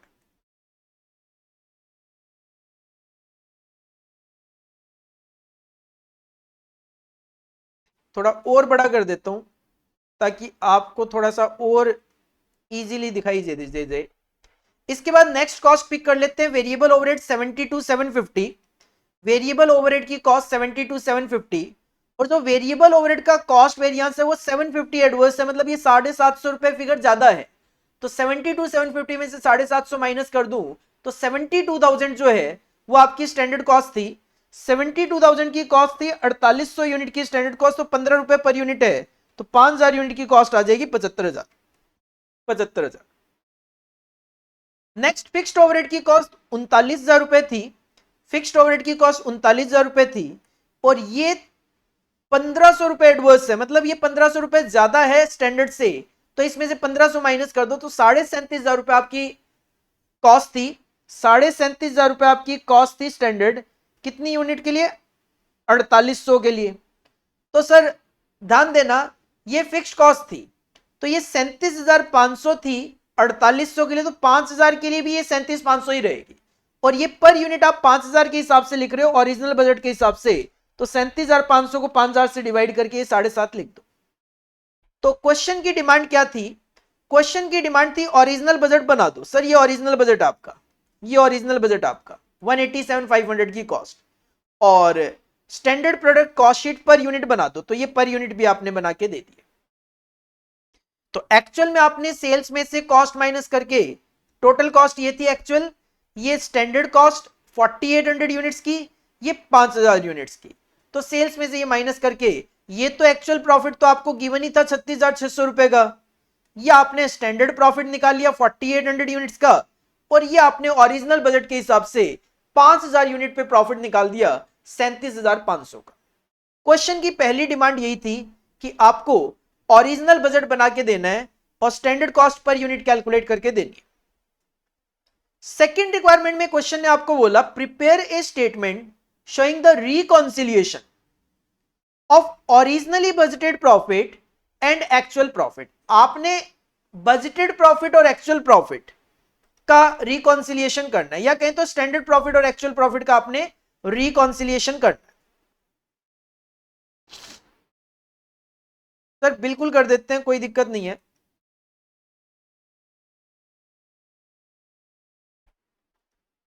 ये लो, अपने को रिकॉन्सिलिएशन स्टेटमेंट बना के देना है, बजटेड प्रॉफिट को एक्चुअल प्रॉफिट के साथ मैच करना है।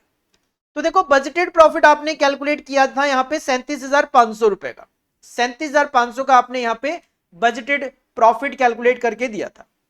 बस अब हमें एक्चुअल प्रॉफिट तक पहुंचना है। एक्चुअल प्रॉफिट कितना था? 36,600 तक।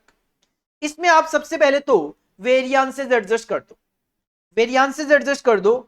वेरियांसेस की अगर मैं बात करूं तो material price variance 300 adverse, material usage variance 600 adverse. तो material price variance 300 adverse, material usage variance 600 adverse. जो एडवर्स वाले आइटम है, एडवर्स वाले आइटम की वजह से आपका जो प्रॉफिट है वो कम होगा, कम होगा तो लेस हो जाएंगे। जो फेवरेबल वाले आइटम है उसकी वजह से प्रॉफिट बढ़ेगा तो वो प्लस में आ जाएंगे। सिमिलरली लेबर का 750 पॉजिटिव में आ जाएगा तो 2250 नेगेटिव में आ जाएगा, 750 पॉजिटिव में 2250 नेगेटिव में। सिमिलरली वेरिएबल ओवरहेड का 3000 पॉजिटिव साइड तो 3750 नेगेटिव साइड, 3000 पॉजिटिव साइड तो 3750 negative side. Fixed overhead expenditure variance negative side 1500, cell price variance favourable side 6750। ठीक है, 37,500 ये दो आइटम ऐड हो गए, वेजेस का रेट वेरिएंस, वेरिएबल ओवरहेड का एक्सपेंडिचर वेरिएंस। क्योंकि ये कॉस्ट वाले आइटम थे तो इस वजह से पहले अलग से ऐड कर दिया, 3750 41,250 बना। सेल प्राइस वेरिएंस भी फेवरेबल था तो प्लस कर दिया, 48,000 रुपए बन गया। तो 37,500 प्लस 3,750 प्लस 6,750, 48,000 आ गया, 48,000 आ गया। मटेरियल प्राइस वेरिएंस दिस ये सारे एडवर्स थे, टोटल 8400 था तो 48,000 में से 8400 माइनस कर दिया, ये 39,600 आ गया। अब ध्यान देना, अब क्या हुआ, ये जो बजटेड प्रॉफिट था ये था 5,000 यूनिट्स का, जबकि ये एक्चुअल प्रॉफिट जो है ये है 4800 यूनिट्स का। तो आपको यहां पे एक सेल्स मार्जिन वॉल्यूम वेरिएंस भी एडजस्ट करना पड़ता है, वॉल्यूम की वजह से, 200 यूनिट की वजह से। तो सर 200 यूनिट, क्योंकि वो 5,000 का है बजटेड और एक्चुअल में 4800 है, तो 5,000 माइनस 4800, 200 यूनिट्स का वॉल्यूम वेरिएंस भी आपने एडजस्ट करना है, वो भी margin volume variance. Per unit आपका प्रॉफिट कितना था? पर यूनिट आपका प्रॉफिट 7.5 रुपए था, पर यूनिट आपका प्रॉफिट कितना था? 7.5 रुपए। तो इसका मतलब यूनिट में डिफरेंस होने की वजह से 1,500 रुपए का प्रॉफिट का डिफरेंस भी तो है। तो ये जो 1,500 रुपए का प्रॉफिट का डिफरेंस है ये भी हटा दो, क्योंकि एक तो 4800 यूनिट का प्रॉफिट लिखूं, एक 5,000 यूनिट का प्रॉफिट लिखूं, तो सर 5,000 वाले में ज्यादा दिखेगा, 4800 में कम दिखेगा, तो माइनस कर दो। 4800 तक पहुंचना है अपने को तो माइनस कर दो 1500, तो ये आ गया 38,100। सर अभी भी एक चीज और बच गई, क्या? आपको यहां पे फिक्स्ड ओवरहेड का एक्सपेंडिचर वेरिएंस तो दिया गया, बट वॉल्यूम में फिर से फर्क है, उसकी वजह से भी तो अब्जॉर्प्शन में फर्क आएगा, उसकी वजह से अब्जॉर्प्शन में तो फर्क आएगा। तो जो 200 यूनिट का वॉल्यूम वेरिएंस है वो भी आपको यहां पे एडजस्ट करना है। और फिक्स्ड ओवरहेड की जो कॉस्ट है, फिक्स्ड ओवरहेड की जो कॉस्ट है पर यूनिट बेसिस पे, वो भी कितनी है? 7.5। प्रॉफिट भी 7.5 था, फिक्स्ड ओवरहेड की कॉस्ट भी 7.5 थी, 7.5 रुपए के हिसाब से। तो 1,500 रुपए आपने ये भी एडजस्ट करने पड़ेंगे, 1,500 रुपए फिक्स्ड ओवरहेड का वॉल्यूम वेरिएंस भी आपको एडजस्ट करना पड़ेगा, माइनस करना पड़ेगा। अकॉर्डिंगली आप अपने एक्चुअल प्रॉफिट पे पहुंचोगे, अकॉर्डिंगली आप अपने एक्चुअल प्रॉफिट पे पहुंचोगे।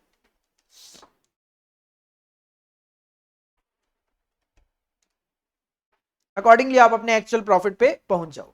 तो इस तरीके से आपको ये 14 मार्क्स का क्वेश्चन दिया गया, that is from standard costing.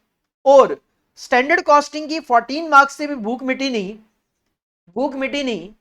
तो क्वेश्चन नंबर 6 का जो ए पार्ट दिया वो भी स्टैंडर्ड कॉस्टिंग में से दे दिया। मतलब इस मॉडल क्वेश्चन पेपर में 14 और 7 21 नंबर का तो यहीं पे आपको स्टैंडर्ड कॉस्टिंग दिख गया। और अगर मैं बात करूं तो 4 नंबर के क्वेश्चन तो मुझे पीछे ही याद है, एमसीक्यू में 4 से ज्यादा ही होंगे। अगर मैं बात करूं पॉइंट नंबर 3 जो था वो भी एमसीक्यू था, फ्रॉम स्टैंडर्ड कॉस्टिंग 2 नंबर का। इसके बाद 7th भी स्टैंडर्ड कॉस्टिंग में से,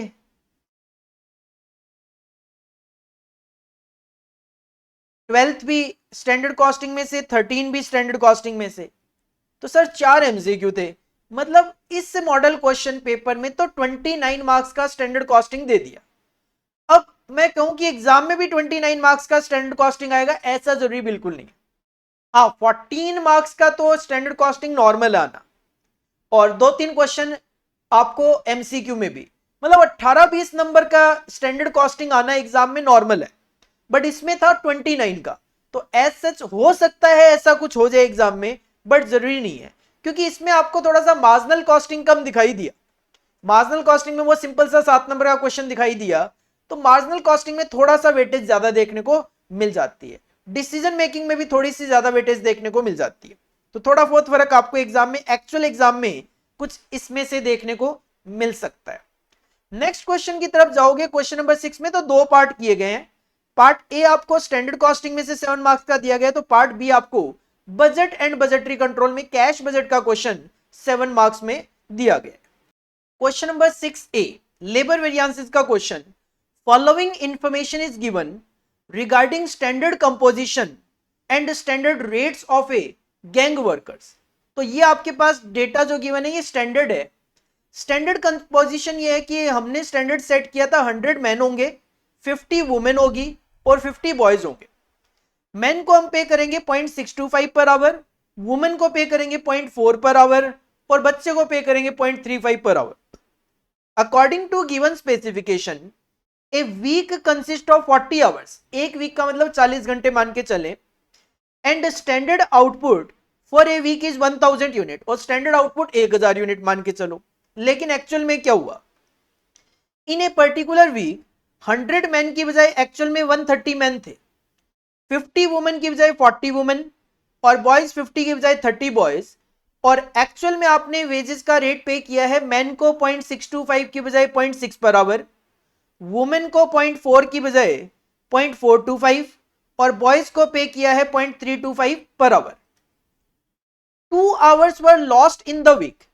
अगर 40 में से 2 घंटे लॉस्ट हो जाएंगे, मतलब वर्कर काम करेगा एक्चुअल में 38 आवर्स ड्यू टू अब नॉर्मल टाइम। एक्चुअल प्रोडक्शन हुआ 960 का, 1000 सोच के बैठे थे। आपको लेबर का rate, mix, idle time, yield, efficiency, cost, सारे के सारे लेबर वेरिएंसेस कैलकुलेट करके देने हैं। ठीक है सर, इसका सॉल्यूशन जो है वो ऑलरेडी आपके लिए तैयार है, सॉल्यूशन ऑलरेडी आपके लिए तैयार है।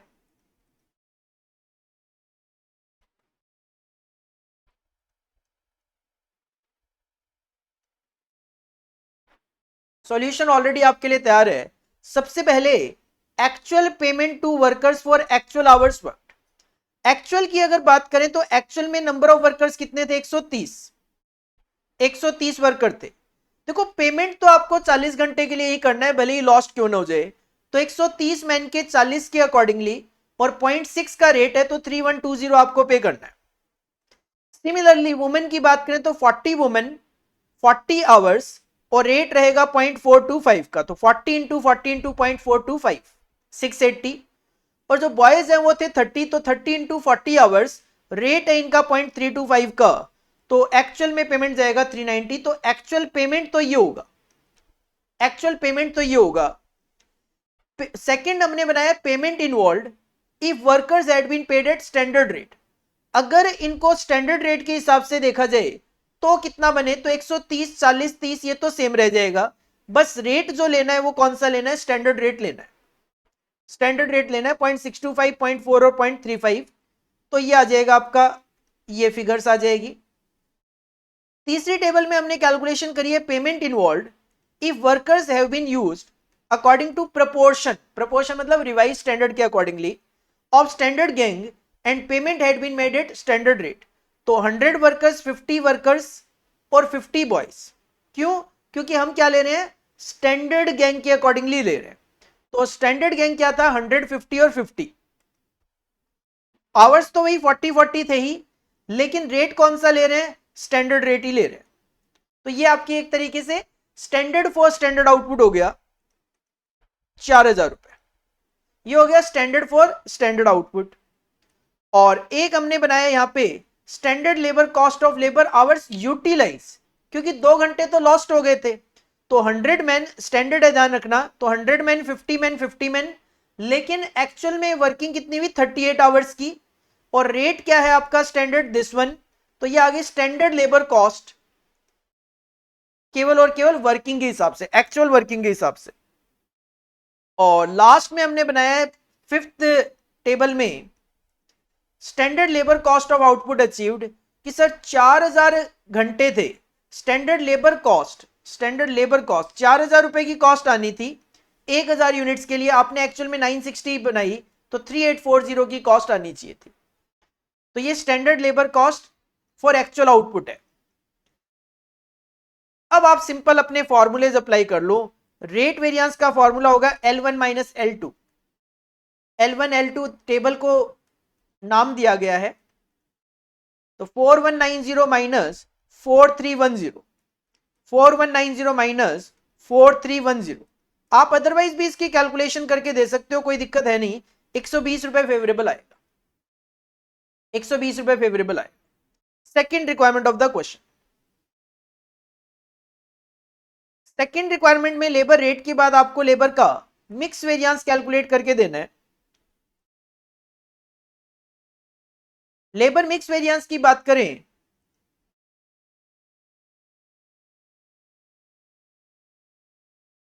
तो लेबर मिक्स वेरिएंस के लिए आपको सेकंड और थर्ड टेबल यूज करनी है, L2 माइनस L3।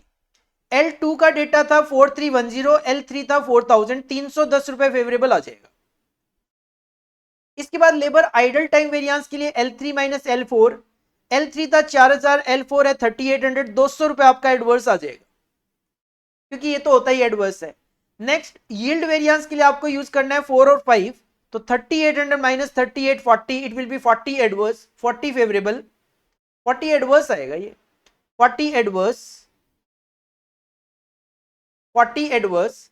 और लास्ट आपको कैलकुलेट करना है labour efficiency variance L2 minus L5, मतलब 4310 minus 3840, it will B 470 favourable आएगा ये।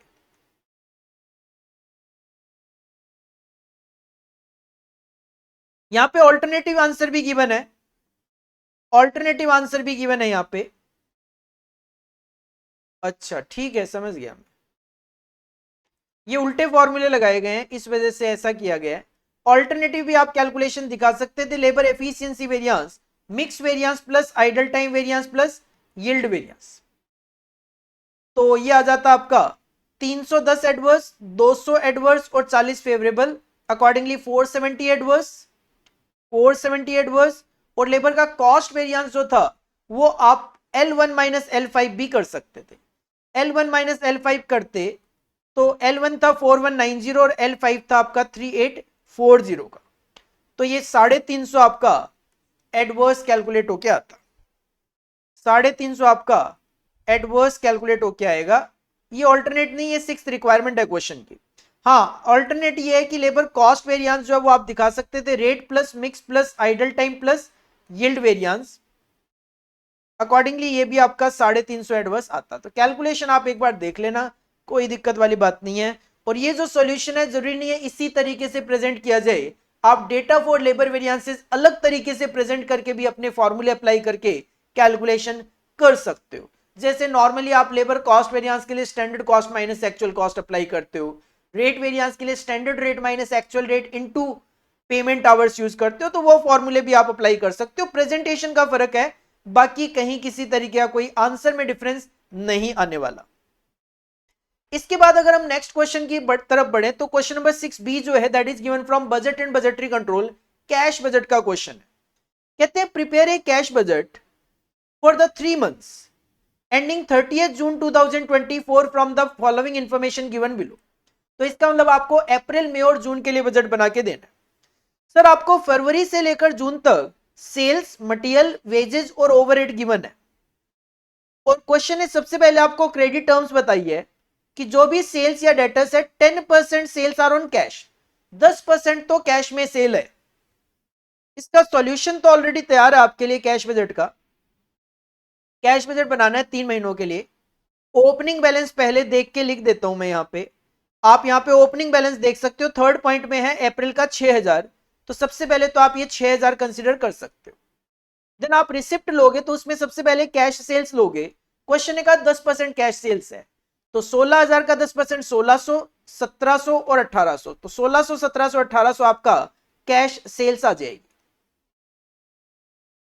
बाकी क्रेडिट सेल होगा, तो क्वेश्चन का 50% of the credit sales are collected next month, और बैलेंस जो है वो फॉलोइंग मंथ में। इसका मतलब अप्रैल में आपको मार्च का 50% मिलेगा क्रेडिट सेल का, और फरवरी का भी 50%। तो जो 14000 था फरवरी में, उसका 90% क्रेडिट सेल थी क्योंकि 10% कैश में था 12600, उसका 50% मिलेगा 6300। सिमिलरली मार्च में जो 15000 था उसका 90% आपकी क्रेडिट सेल्स थी, जिसका 50% 6750 आपको मिलेगा।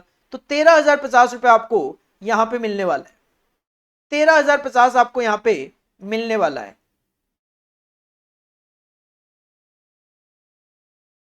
तो ये कैलकुलेशन दिखाई है यहां पे डेटर्स की, एक बार इसको देख लेते हैं कि सर फरवरी, मार्च, अप्रैल और मई की सबसे पहले सेल कॉपी कर लिए 14, 15, 16 और 17।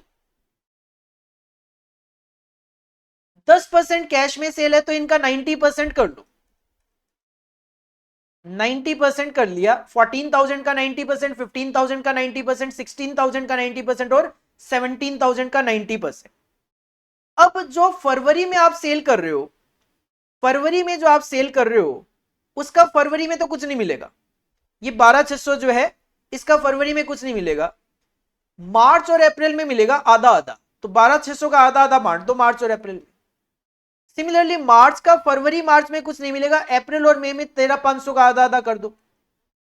अप्रैल में कुछ नहीं, मई और जून में आधा आधा मिलेगा 72 72। और जो मई है, मई में कुछ नहीं, जून और जुलाई में मिलेगा। जुलाई से आपको मतलब नहीं है तो इसका आधा आपको जून में मिलेगा। तो आपको अप्रैल में टोटल 13050, मई में टोटल 13950 और जून में 14850 मिलेगा, जो आप यहां पे कॉपी कर रहे हो। सिंपल बात ये थी। इसके बाद जो क्रेडिटर्स है मटेरियल के, उनको 2-2 महीने के बाद पे करना है। तो ये जो मटेरियल का खर्च है, अप्रैल में आप फरवरी से पेमेंट शुरू करोगे तो 9600, 9000 और 9200 का पेमेंट होगा। पेमेंट में मटेरियल का 9600, 9000 और 9200 का पेमेंट होगा। इसके बाद जो वेजेस है 1/4 इन द फॉलोइंग मंथ। सर 1/4 का मतलब होता है एक महीने में 4 पेमेंट करना। एक महीने में 4 पेमेंट्स होते हैं नॉर्मली, वीकली बेसिस पे हम मान के चलते हैं। तो 3 पेमेंट तो सेम मंथ में आ जाते हैं और 1/4 जो होता है वो अगले महीने में आ जाता है। 3 तो सेम मंथ में आ जाते हैं और 1/4 जो है वो आपका अगले महीने में चला जाता है। तो इसके लिए भी वर्किंग नोट देख लेते हैं, ज्यादा बेटर रहेगा। Wages payment in each month is to be taken as 3/4 of the current month. वही मैंने बोला ना, 4 पार्ट्स होते हैं, तो 3 पार्ट तो सेम मंथ में आ जाएंगे और 1/4 जो है वो फिर अगले महीने में आपका चला जाता है। 1/4 जो है वो आपका अगले महीने में चला जाता है, वो चीज मैंने यहां पे लिख दी है। तो सिंपल आपको अप्रैल में क्या मिलेगा सोचो। सर अप्रैल में मुझे अप्रैल का 3/4 और मार्च का 1/4 मिलेगा। अप्रैल का 3/4 होता है 2400 और मार्च का 1/4 होता है 750, तो 3150 आपको मिलने वाला है। मई में मुझे क्या मिलेगा, 3600 का 3/4 2700 रुपए और 3200 का 1/4 800 3500 रुपए। जून में मुझे क्या मिलेगा, 4000 का 3/4 3000 और 3600 का 1/4 900 रुपए, तो 3900 रुपए। इस तरीके से आपको वेजेस पे करनी है, वेजेस पे करनी है, ऑर्गेनाइजेशन को पे करनी है और वर्कर को मिलनी है। ओवरहेड की बात करें तो हाफ है। हाफ का मतलब होता है 50% इन सेम मंथ और 50% इन नेक्स्ट मंथ। तो ओवरहेड आप जो अप्रैल में पे करोगे 2000 का आधा और पिछले महीने का आधा, तो 1950 आपको टोटल पे करना है। मई में मई का आधा 1100 और पिछले महीने का आधा 2100 पे करना है। जून में 2300 का आधा 1150 और पिछले महीने का 1100 2250 पे करना है। इस तरीके से ओवरहेड चला जाएगा। ओपनिंग ले लिया था। अदर रेलिवेंट इंफॉर्मेशन की बात करें तो plant and machinery will be installed in February 2024 at a cost of 9600, लेकिन monthly instalment of ₹2000 is payable from April onwards. तो सर हर महीने 2-2 हजार रुपए दिखा दो, अप्रैल मई जून। Dividend at the rate of 5% on preference share capital of 2 lakh will be paid on 1 June. तो 2 लाख का 5% 10,000 रुपए, वो भी जून में पे करना है। तो जून में प्रेफरेंस डिविडेंड दिखा दो 10,000 का। Advance to be received for sale of vehicle 9,000 रुपए, ये रेवेन्यू है। जून में 9,000 रुपए का रेवेन्यू दिखा दो यहां पे, 9,000 का advance. Dividend from investment amounting to ₹1,000 are expected to be received in June. Sir 1,000 का डिविडेंड रिसीव्ड दिखा दो, ये भी इनकम रिसिप्ट। बस कहानी खत्म है, प्लस माइनस करने हैं सिंपल। अप्रैल की सारी फिगर आ चुकी है। ये आपकी टोटल पैसा होगा आपके पास, जिसमें से आप ये एक्सपेंसेस जो है 16,700 माइनस करेंगे, क्लोजिंग बैलेंस बचेगा 3950, ओपनिंग बनेगा, फिर रिसिप्ट का टोटल करेंगे और खर्चों का टोटल करेंगे। खर्चे माइनस करेंगे रिसिप्ट में से 3,000, क्लोजिंग आएगा जो ओपनिंग बनेगा। फिर कैश का टोटल अवेलेबिलिटी, खर्चे माइनस करोगे तो क्लोजिंग बैलेंस आपको पता चलेगा। तो ये कैश बजट का मैं कहूंगा एक इजी क्वेश्चन ही था 7 मार्क्स की वेटेज में, क्योंकि आपको करना पड़ेगा थोड़ा इजी टफ, तो तभी तो बैलेंस मेंटेन हो पाएगा। सारा का सारा टफ कर दोगे तो कैसे बात बनेगी। इसके बाद जो क्वेश्चन नंबर 7 दिया गया, क्वेश्चन नंबर 7 के दो पार्ट कर दिए, पार्ट ए और पार्ट बी, जिसमें पार्ट ए आपको दिया गया इकोनॉमिक वैल्यू एडेड में से और पार्ट बी दिया गया आपको लर्निंग कर्व में से। और नॉर्मली एग्जाम में भी ऐसा ही देखा जा रहा है कि सर क्वेश्चन नंबर 7 जो आ रहा है हमारा, इकोनॉमिक वैल्यू एडेड और लर्निंग कर्व दोनों में से मिक्स करके ही क्वेश्चन नंबर 7 आपका बनाया जा रहा है एग्जाम में। Next question, question number 7A, EVA का question. The following information is supplied by ABC limited for the year 31 March 2024। आपको प्रॉफिट आफ्टर टैक्स गिवन है 275.90, इंटरेस्ट गिवन है 4.95। कैपिटल की बात करें तो इक्विटी शेयर कैपिटल 40, सरप्लस है 750, तो शेयर होल्डर फंड बन गया 790 और लॉन्ग टर्म डेट आपके पास 40, तो टोटल बन गया 830। और इस कंपनी की मार्केट कैपिटलाइजेशन 2900 चल रही है, पता नहीं क्यों गिवन है market capitalisation. Risk free rate है 12% का। Long term market rate based on BSE Sensex. Sir Sensex का जो रेट होता है वो होता है मार्केट रिटर्न 15.5% की। टैक्स का रेट 30% अप्लाई करना है और बीटा आपको पिछले 5 सालों के दे दिए। And you are required to calculate the economic value added of ABC limited as on 31 March 2024। तो पहले तो मैं आपको ये क्लेरिफाई कर दूं कि ये जो क्वेश्चन है क्वेश्चन नंबर 7A, ये आपके मॉडल क्वेश्चन पेपर में एक नया क्वेश्चन है। इस तरीके का कोई क्वेश्चन ना तो हमारे स्टडी मटेरियल में है। क्यों बोल रहा हूं मैं इस तरीके का क्वेश्चन, कि सर एक तो मार्केट कैपिटलाइजेशन गिवन है, दूसरा बीटा जो गिवन है वो 5-5 साल के गिवन है। तो इस तरीके का कोई क्वेश्चन हमारे ना तो स्टडी मटेरियल में है, ना अभी तक एग्जाम में पूछा गया है। तो ये क्वेश्चन एक नया क्वेश्चन है मॉडल क्वेश्चन पेपर के अंदर। लेकिन सिंपल सी अगर मैं बात करूं तो इकोनॉमिक वैल्यू एडेड जो होता है, इकोनॉमिक वैल्यू एडेड का फॉर्मूला हुआ करता है net operating profit after tax, net operating profit after tax, और उसमें से हम माइनस करते हैं कॉस्ट ऑफ कैपिटल। तो इस क्वेश्चन में आपको सबसे पहले प्रॉफिट आफ्टर टैक्स गिवन है, जबकि अपने को जरूरत होती है net operating profit after tax की। तो पहले तो आपको ऑपरेटिंग प्रॉफिट तक पहुंचना है। तो इस प्रॉफिट आफ्टर टैक्स को प्रॉफिट बिफोर टैक्स बना लो, divided by 1 minus tax rate करके। तो 275.90 प्रॉफिट आफ्टर टैक्स से डिवाइड कर दिया 1 माइनस टैक्स रेट से, तो ये प्रॉफिट बिफोर टैक्स आ गया 394.14। प्रॉफिट बिफोर टैक्स से अगर ऑपरेटिंग प्रॉफिट तक जाना है तो उसमें इंटरेस्ट एड बैक कर लो 4.95 का, 4.95 का इंटरेस्ट ऐड कर लो, आप profit before interest and tax पे पहुंच गए। देन आप फॉर्मूला जब अप्लाई करोगे net profit after tax EVA के लिए, तो 399.09 ये जो फिगर है इनटू 1 माइनस टैक्स रेट हम यहां पे कर लेंगे, तो ये net operating profit after tax आ जाएगा। माइनस आप करते हो सर जो कैपिटल होती है उस पे डब्ल्यूएसीसी का रेट अप्लाई किया जाता है। कैपिटल की अगर मैं बात करूं तो देखो कैपिटल अपनी 830 है, मुझे नहीं पता कि ये मार्केट कैपिटलाइजेशन 2900 क्यों गिवन है, 2900 की मार्केट कैपिटलाइजेशन क्यों गिवन है मुझे नहीं पता। मेरे हिसाब से ये इररिलेवेंट इंफॉर्मेशन आपके पास गिवन है, क्योंकि जैसे इकोनॉमिक वैल्यू एडेड होता है वैसे मार्केट वैल्यू एडेड भी होता है। हाँ, मार्केट वैल्यू एडेड जब निकलता है तो मार्केट कैपिटलाइजेशन यूज किया जाता है, बट अपने सिलेबस में मार्केट वैल्यू एडेड नहीं, इकोनॉमिक वैल्यू एडेड है, और क्वेश्चन की डिमांड भी ईवी है। तो मेरे हिसाब से ये इररिलेवेंट इंफॉर्मेशन है। बाकी मैं सजेस्ट करूंगा जब इंस्टीट्यूट का सॉल्यूशन आए, आंसर नंबर 7A का आप सॉल्यूशन जरूर देखना कि क्या वहां पे मार्केट कैपिटलाइजेशन का कोई यूज किया गया है या नहीं। मेरे हिसाब से कोई यूज इसका नहीं है। तो सर 830 लाख की आपकी कैपिटल है, बट इस पे डब्ल्यूएसीसी अप्लाई करना होता है। अब डब्ल्यूएसीसी के लिए मुझे चाहिए केडी और केई, तो आप यहां पे के ई निकालने के लिए फॉर्मूला यूज करोगे R F plus beta into R M minus R F. Sir R F given था, रिस्क फ्री रेट गिवन था 12%, लेकिन जो बीटा थे वो 5 साल के गिवन थे।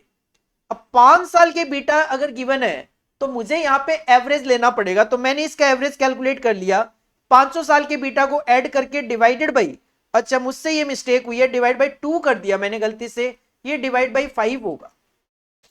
करेक्शन कर लेते हैं, कोई दिक्कत नहीं है, 5 साल का है तो सर ये डिवाइडेड बाई 5 होगा।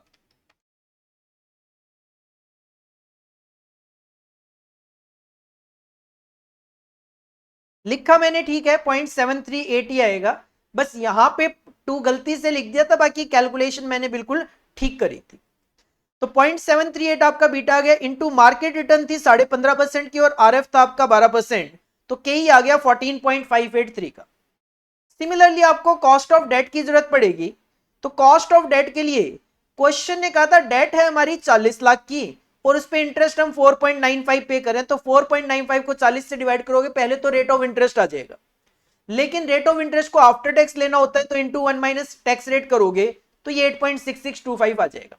अब आप डब्ल्यूएसीसी निकाल लो कि इक्विटी जो है टोटल 830 में 790 का इक्विटी है, तो 790 divide by 830, this is the equity proportion, multiply by rate of equity क्या है 14.583%, प्लस जो टोटल फंड है उसमें 40 से लॉन्ग टर्म लोन है आपका, तो 40 divide by 830 into 8.6625 is the cost of debt rate, ये 14.3% आ जाएगा। कैपिटल पे 14.3% अप्लाई करोगे आपको आपका ईवीए मिलेगा 160.67। मेरे अकॉर्डिंगली मैंने आपको 100% लॉजिकल आंसर दिया है इस क्वेश्चन का, बट फिर भी आई विल सजेस्ट यू जब एक बार इंस्टीट्यूट मॉडल क्वेश्चन पेपर के सॉल्यूशन रिलीज करे, चेक जरूर कर लेना क्या मार्केट कैपिटलाइजेशन का कोई यूज है, और दूसरा क्या एवरेज बीटा कुछ इसी तरीके से कैलकुलेट किया गया जो मैंने किया है। बस ये 2 चीज आप चेक कर लेना, अकॉर्डिंगली एक बार सेटिस्फेक्शन मिल जाएगा, क्योंकि क्वेश्चन नए तरीके का है और काफी बार ऐसा होता है कि नए तरीके के जो क्वेश्चंस होते हैं इंस्टीट्यूट अपने आप कुछ अदर एजम्पशंस ले लेते हैं, आंसर वेरी कर जाते हैं, और इंस्टीट्यूट अपने एग्जाम में वही चाहते हैं कि भाई जो हम बता रहे हैं वही करके आओ आप। तो हमारी तरफ से सजेशन है एक बार इसका आंसर आप भी चेक करना, जब आएगा तब मैं तो चेक करूंगा ही करूंगा। इसके बाद जो नेक्स्ट क्वेश्चन है क्वेश्चन नंबर 7 का B part, that is from learning curve topic, और ये जो क्वेश्चन है लर्निंग कर्व का, ये भी काफी अच्छा क्वेश्चन है 7 मार्क्स की वेटेज के पॉइंट ऑफ व्यू से अगर मैं बात करूं तो। कहते हैं C has designed a new type of sailing boat for which the cost and sales price of the first boat to be produced has been estimated as follows.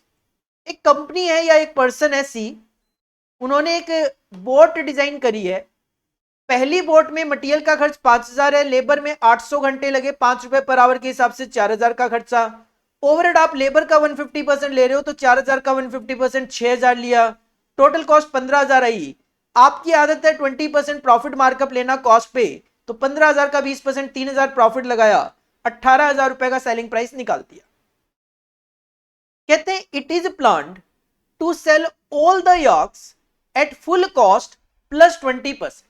Company कहती है सारे के सारे याक्स जो हम सेल करेंगे वो कॉस्ट में 20% प्रॉफिट मार्जिन ऐड करके करेंगे। ठीक है, चलो लर्निंग कर्व की बात करें तो 80% लर्निंग कर्व अप्लाई हो रहा है। 80% learning curve is expected to apply to the production work. ठीक है, only one customer has expressed interest in buying the याक so far.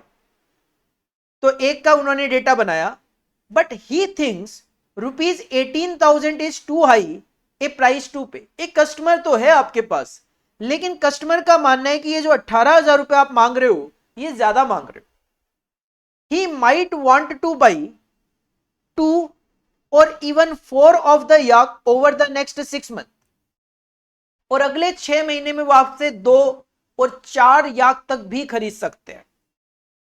He has asked the following question। तो उनके कुछ क्वेश्चन है। पॉइंट नंबर 1 है, if he paid ₹18,000 for the first yak। Customer का कहना है चलो पहली यूनिट के लिए मैं 18,000 पे कर देता हूं, what price would he have to pay later for a second yak। तो जब मैं सेकंड बाई करने के लिए आऊंगा तो मुझे कितना पे करना पड़ेगा। तो सिंपल सी बात है, देखो इस क्वेश्चन में पहले तो मैं आपको बता दूं, एक का डेटा गिवन है, यहां पे 2 की बात भी की गई है, यहां पे 4 की बात भी की गई है, और आगे जाके यहां पे 8 तक भी डेटा कंसीडर आपसे करवाया जाएगा। 8 का डेटा भी आपसे कंसीडर करवाया जाएगा। तो मैंने यहां पे स्टार्टिंग में ही 8 याक तक का डेटा कंसीडर कर लिया है। नंबर ऑफ याक्स ले लिए 1, उसको डबल कर दिया 2, 2 का डबल 4, 4 का डबल 8। सेकंड कॉलम में आप एवरेज टाइम लेते हो, तो पहली यूनिट को बनाने के लिए 800 घंटे लगे थे, तो 80% का लर्निंग कर्व है, तो 800 का 80% 640, 640 का 80% 512, और 512 का 80% 409.6। टोटल टाइम निकाल लो नंबर ऑफ यूनिट से मल्टीप्लाई करके, 1 into 800, 2 into 640, 4 into 512, 8 into 409.6। Question का सेकंड के लिए कितना, तो इंक्रीमेंटल टाइम निकाल दिया कि सेकंड के लिए 480 घंटे, फिलहाल तो यही रेलिवेंट है मेरे लिए, 480 घंटे। तो ही पेड ₹18,000 फॉर द फर्स्ट, तो सेकंड के लिए क्या कहानी होगी, सर जब सेकंड बनेगा तो मटेरियल तो 5,000 का लगेगा, इसमें तो कुछ है नहीं, लेकिन जब सेकंड बनेगा तो उसमें लेबर के 480 घंटे ही लगेंगे। 5 रुपए के हिसाब से 2400 रुपए की कॉस्ट आएगी, और आपकी आदत है ओवरहेड जो है वो आप लेबर का 150% अप्लाई करते हो, तो 2400 का 150% 3600, टोटल कॉस्ट बनेगी 11,000। और आपने पहले ही बोल दिया कि 20% प्रॉफिट आप लोगे कॉस्ट पे, तो 11,000 का 20% 2200 रुपए आप प्रॉफिट ले लोगे। तो सेकंड जो याक होगा उसके लिए कस्टमर को 13,200 रुपए पे करने पड़ेंगे। This is the first requirement of the question. This is the first requirement of the question. Second point में कहते हैं, could C quote the same unit price for 2 yaks. क्या सी जो है वो 2 याक के लिए सेम प्राइस कोट करेंगे if the customer order 2 at the same time. Sir अगर सेम टाइम पे 2 याक होंगे तो उन दोनों को बनाने के लिए 1280 घंटे लगेंगे, उन दोनों को बनाने के लिए 1280 घंटे लगेंगे। तो 5-5 हजार यूनिट का मटेरियल लगता है, तो 10,000 रुपए का मटेरियल लगेगा, 1280 घंटे लगेंगे, 5 रुपए के हिसाब से 6400। और आपकी आदत क्या है, आप ओवरहेड 150% लेते हो, तो 6400 का 150% 9600 आप ओवरहेड लिखोगे, तो कॉस्ट आएगी 26,000 की। आपने पहले ही बोल दिया 20% प्रॉफिट मार्जिन लूंगा 5200, तो 31,200, 31,200, 31,200 है 2 यूनिट की कॉस्ट, तो 15,600 पर यूनिट आएगा। वैसे तो सेम ही मांग रहे हो, 18,000 पहले के लिए मांगा था, दूसरे के लिए आपने बोला था 13,200, तो दोनों को मिला के टोटल 31,200 हो गया, बट 18,000 नहीं मांग रहा पर पीस 15,600 रुपए मांगूंगा, पर पीस 15,600 मांगूंगा, तो कस्टमर को महंगा शायद ना लगे। थर्ड रिक्वायरमेंट है, इफ द कस्टमर बॉट 2 याक्स नाउ एट 1 प्राइस, 2 तो अभी खरीद ले, वो एक बार पेमेंट करेगा 2 खरीद लेगा, what would be the price per unit for a third and fourth yak if you ordered them both together later on। मतलब अभी 2 खरीद के ले जाए, 2 के लिए बाद में आएगा, अगर 2 के लिए बाद में आएगा तो 2 के बाद जब मैं 4 बनाऊंगा तो उसमें 768 आवर्स लगेंगे। 2 के बाद जब आप 2 बनाओगे तो उसमें 768 आवर्स लगेंगे। तो सर फिर 2 बनाऊंगा, तीसरा और चौथा, तो मटेरियल तो 10,000 का ही लगेगा, लेकिन टाइम लगेगा 760 आवर्स, 68 आवर्स, 5 रुपए के हिसाब से 3840। आपकी आदत है 3840 का 150% ओवरहेड लिख लोगे, तो टोटल कॉस्ट आएगी 19,600। 20% प्रॉफिट ऐड करोगे तो 23,520। तो जो तीसरे और चौथे याक के लिए वो आएंगे एक साथ, तो उनसे मांगा जाएगा 11,760 रुपए पर यूनिट, पर यूनिट। और चौथे पॉइंट में क्वेश्चन की डिमांड है, could C cot a single unit price for the following number of yak if they were all order now. अभी अगर 4 यूनिट का ऑर्डर दे या फिर 8 का दे तो पर यूनिट प्राइस क्या होगा वो बताओ। Assuming there are no other prospective customer for the yak, हमारे पास कोई और कस्टमर नहीं है। Calculate the price for different yak and describe how would the question be answer. तो ठीक है, वो तो हम आंसर तो दे ही रहे हैं। तो चौथे पॉइंट का आंसर देना बाकी है 4 और 8 के लिए। तो देखो 4 के लिए अगर आप जाते हो तो 5,000 मटेरियल लग रहा है, तो 4 के लिए 20,000 का लग जाएगा, 8 के लिए 40,000 का। अगर आप 4 याक्स बनाओगे तो 4 के लिए 2048 घंटे लगेंगे, 8 बनाओगे एक साथ तो 3,276.8 घंटे लगेंगे। 2048 इंटू 5, 3,276.8 इंटू 5, ये लेबर की कॉस्ट। आपकी आदत है 150% ऑफ लेबर कॉस्ट, तो 10,240 का 150%, 16,384 का 150%, ये टोटल कॉस्ट आ जाएगी। अगेन आपकी आदत है 20% प्रॉफिट लेना, 45,600 का 20%, 89,60 का 20%, ये आपका सेलिंग प्राइस होगा। 4 से डिवाइड कर दोगे तो पर पीस 13,680, 8 लेके जाएगा एक साथ तो 12,144 रुपए पर बोट यहां पे प्राइस कोट किया जाएगा। तो ठीक है, जितना ज्यादा क्वांटिटी वो एक साथ लेकर जाएंगे उतना कम प्राइस हम उनको कोटेशन में दे रहे हैं। तो इस तरीके से आपको ये क्वेश्चन नंबर 7 का बी पार्ट लर्निंग कर्व का क्वेश्चन सॉल्व करके देना था।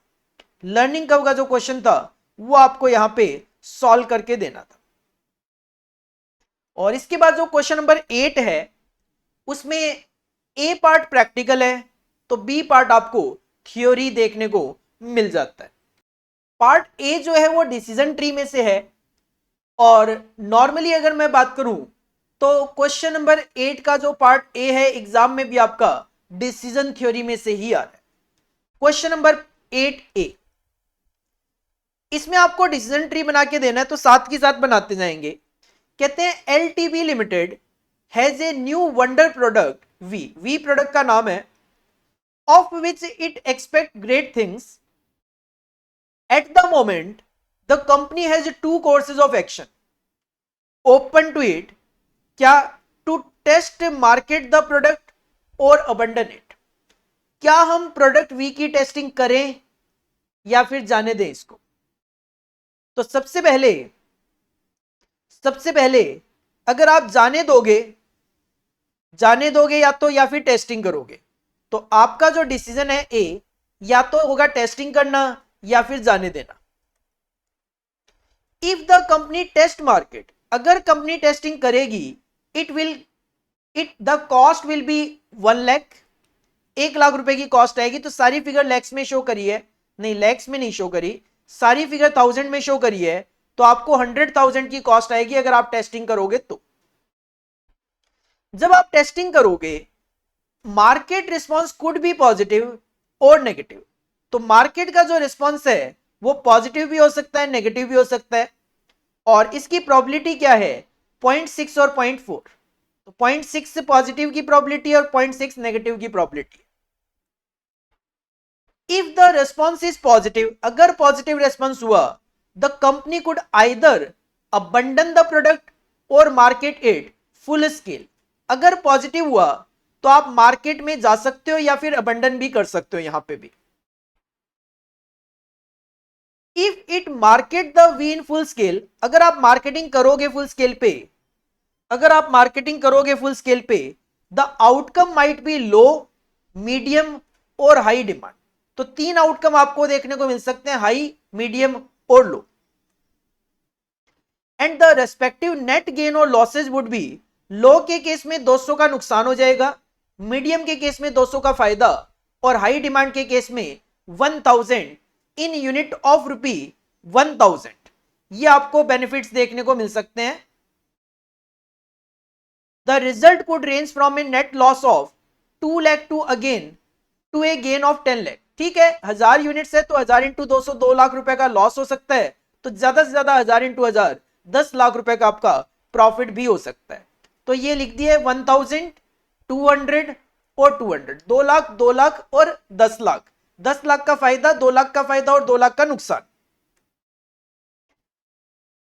These outcome have probability, इनकी probability भी है 0.2, 0.5, 0.3, तो 0.3, 0.5 और 0.2 इज द probability, ये भी कॉपी करती है।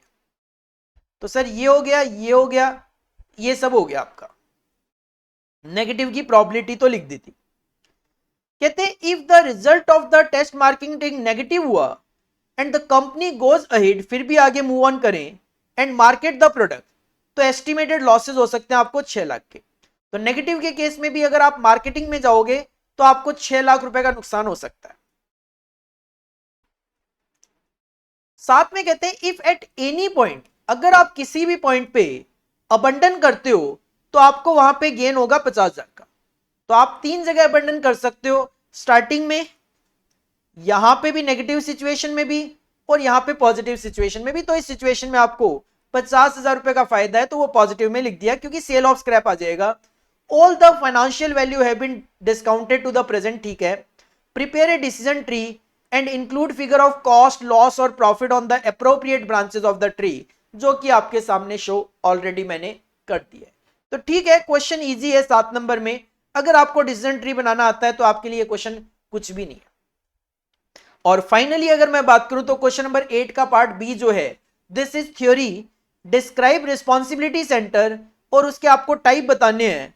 तो ये थ्योरी क्वेश्चन का जो आंसर है वो आप अपने स्टडी मटेरियल के पेज नंबर 498 पे जाकर देख सकते हो। तो ये था हमारा model question paper management accounting set 1, जो कि ICMAI इंस्टीट्यूट ने दिसंबर 2024 के लिए अभी क्वेश्चन पेपर रिलीज किया। सॉल्यूशन नहीं आए, बट हमने आपके सामने 100% फुल डिटेल में सॉल्यूशन प्रेजेंट कर दिए। अगर आपने अभी भी हमारे चैनल को सब्सक्राइब नहीं किया है तो कर लीजिए, और अगर वीडियो आपके लिए बेनिफिशियल था लाइक कर दीजिए, और अपने दोस्तों के साथ शेयर करना तो बिल्कुल भी मत भूलिए, क्योंकि आपके दोस्त भी इस सॉल्यूशन का वेट कर रहे होंगे कि कहीं से उनको इसका सॉल्यूशन मिल जाए। इंस्टीट्यूट तो थोड़ा टाइम लेगा सॉल्यूशन देने में, बट हम ज्यादा टाइम नहीं लेते, जितना जल्दी पॉसिबल हो पाता है हमारे लिए हम आपके लिए सॉल्यूशन लेकर आते हैं। ये जो मैंने आपके सामने सॉल्यूशन रखे हैं, इसका आपको पीडीएफ कहां से मिलेगा? तो इसका पीडीएफ आपको हमारे मोबाइल ऐप से मिलेगा। इसका जो पीडीएफ है वो आपको हमारे मोबाइल ऐप से मिल जाएगा। आप डिस्क्रिप्शन बॉक्स में मोबाइल ऐप का लिंक गिवन है, मोबाइल ऐप डाउनलोड कीजिए, उसके स्टोर सेक्शन में जाइए। स्टोर सेक्शन में आपको model question paper question and solution देखने को मिल जाएगा, वहां से आप इसका पीडीएफ डाउनलोड करके रख सकते हो। और साथ में हमारे टेलीग्राम चैनल को भी ज्वाइन कर लीजिए फॉर लेटेस्ट अपडेशन। और अगर आप दिसंबर 24 में एग्जाम देने वाले हो और अभी तक आपने management accounting, FMBDA, OMSM, cost accounting या अदर सब्जेक्ट की क्लासेस नहीं ली और लेना चाहते हैं, तो रीजनेबल प्राइसेस पे हम आपको क्लासेस प्रोवाइड करा रहे हैं। अगर आपको मोबाइल में क्लासेस देखनी है, आप हमारे मोबाइल ऐप के थ्रू क्लासेस बाई कर सकते हो। इमीडिएट एक्टिवेशन हो जाएगा जैसे ही आप वहां पे क्लासेस बाई करते हो। अगर आपको लैपटॉप पे क्लासेस देखनी है तो डिस्क्रिप्शन बॉक्स में हमारी वेबसाइट का लिंक गिवन है, आप वेबसाइट पे ऑर्डर प्लेस कर सकते हो। This is all about for today. मिलते हैं नेक्स्ट वीडियो में। Thank you, bye bye.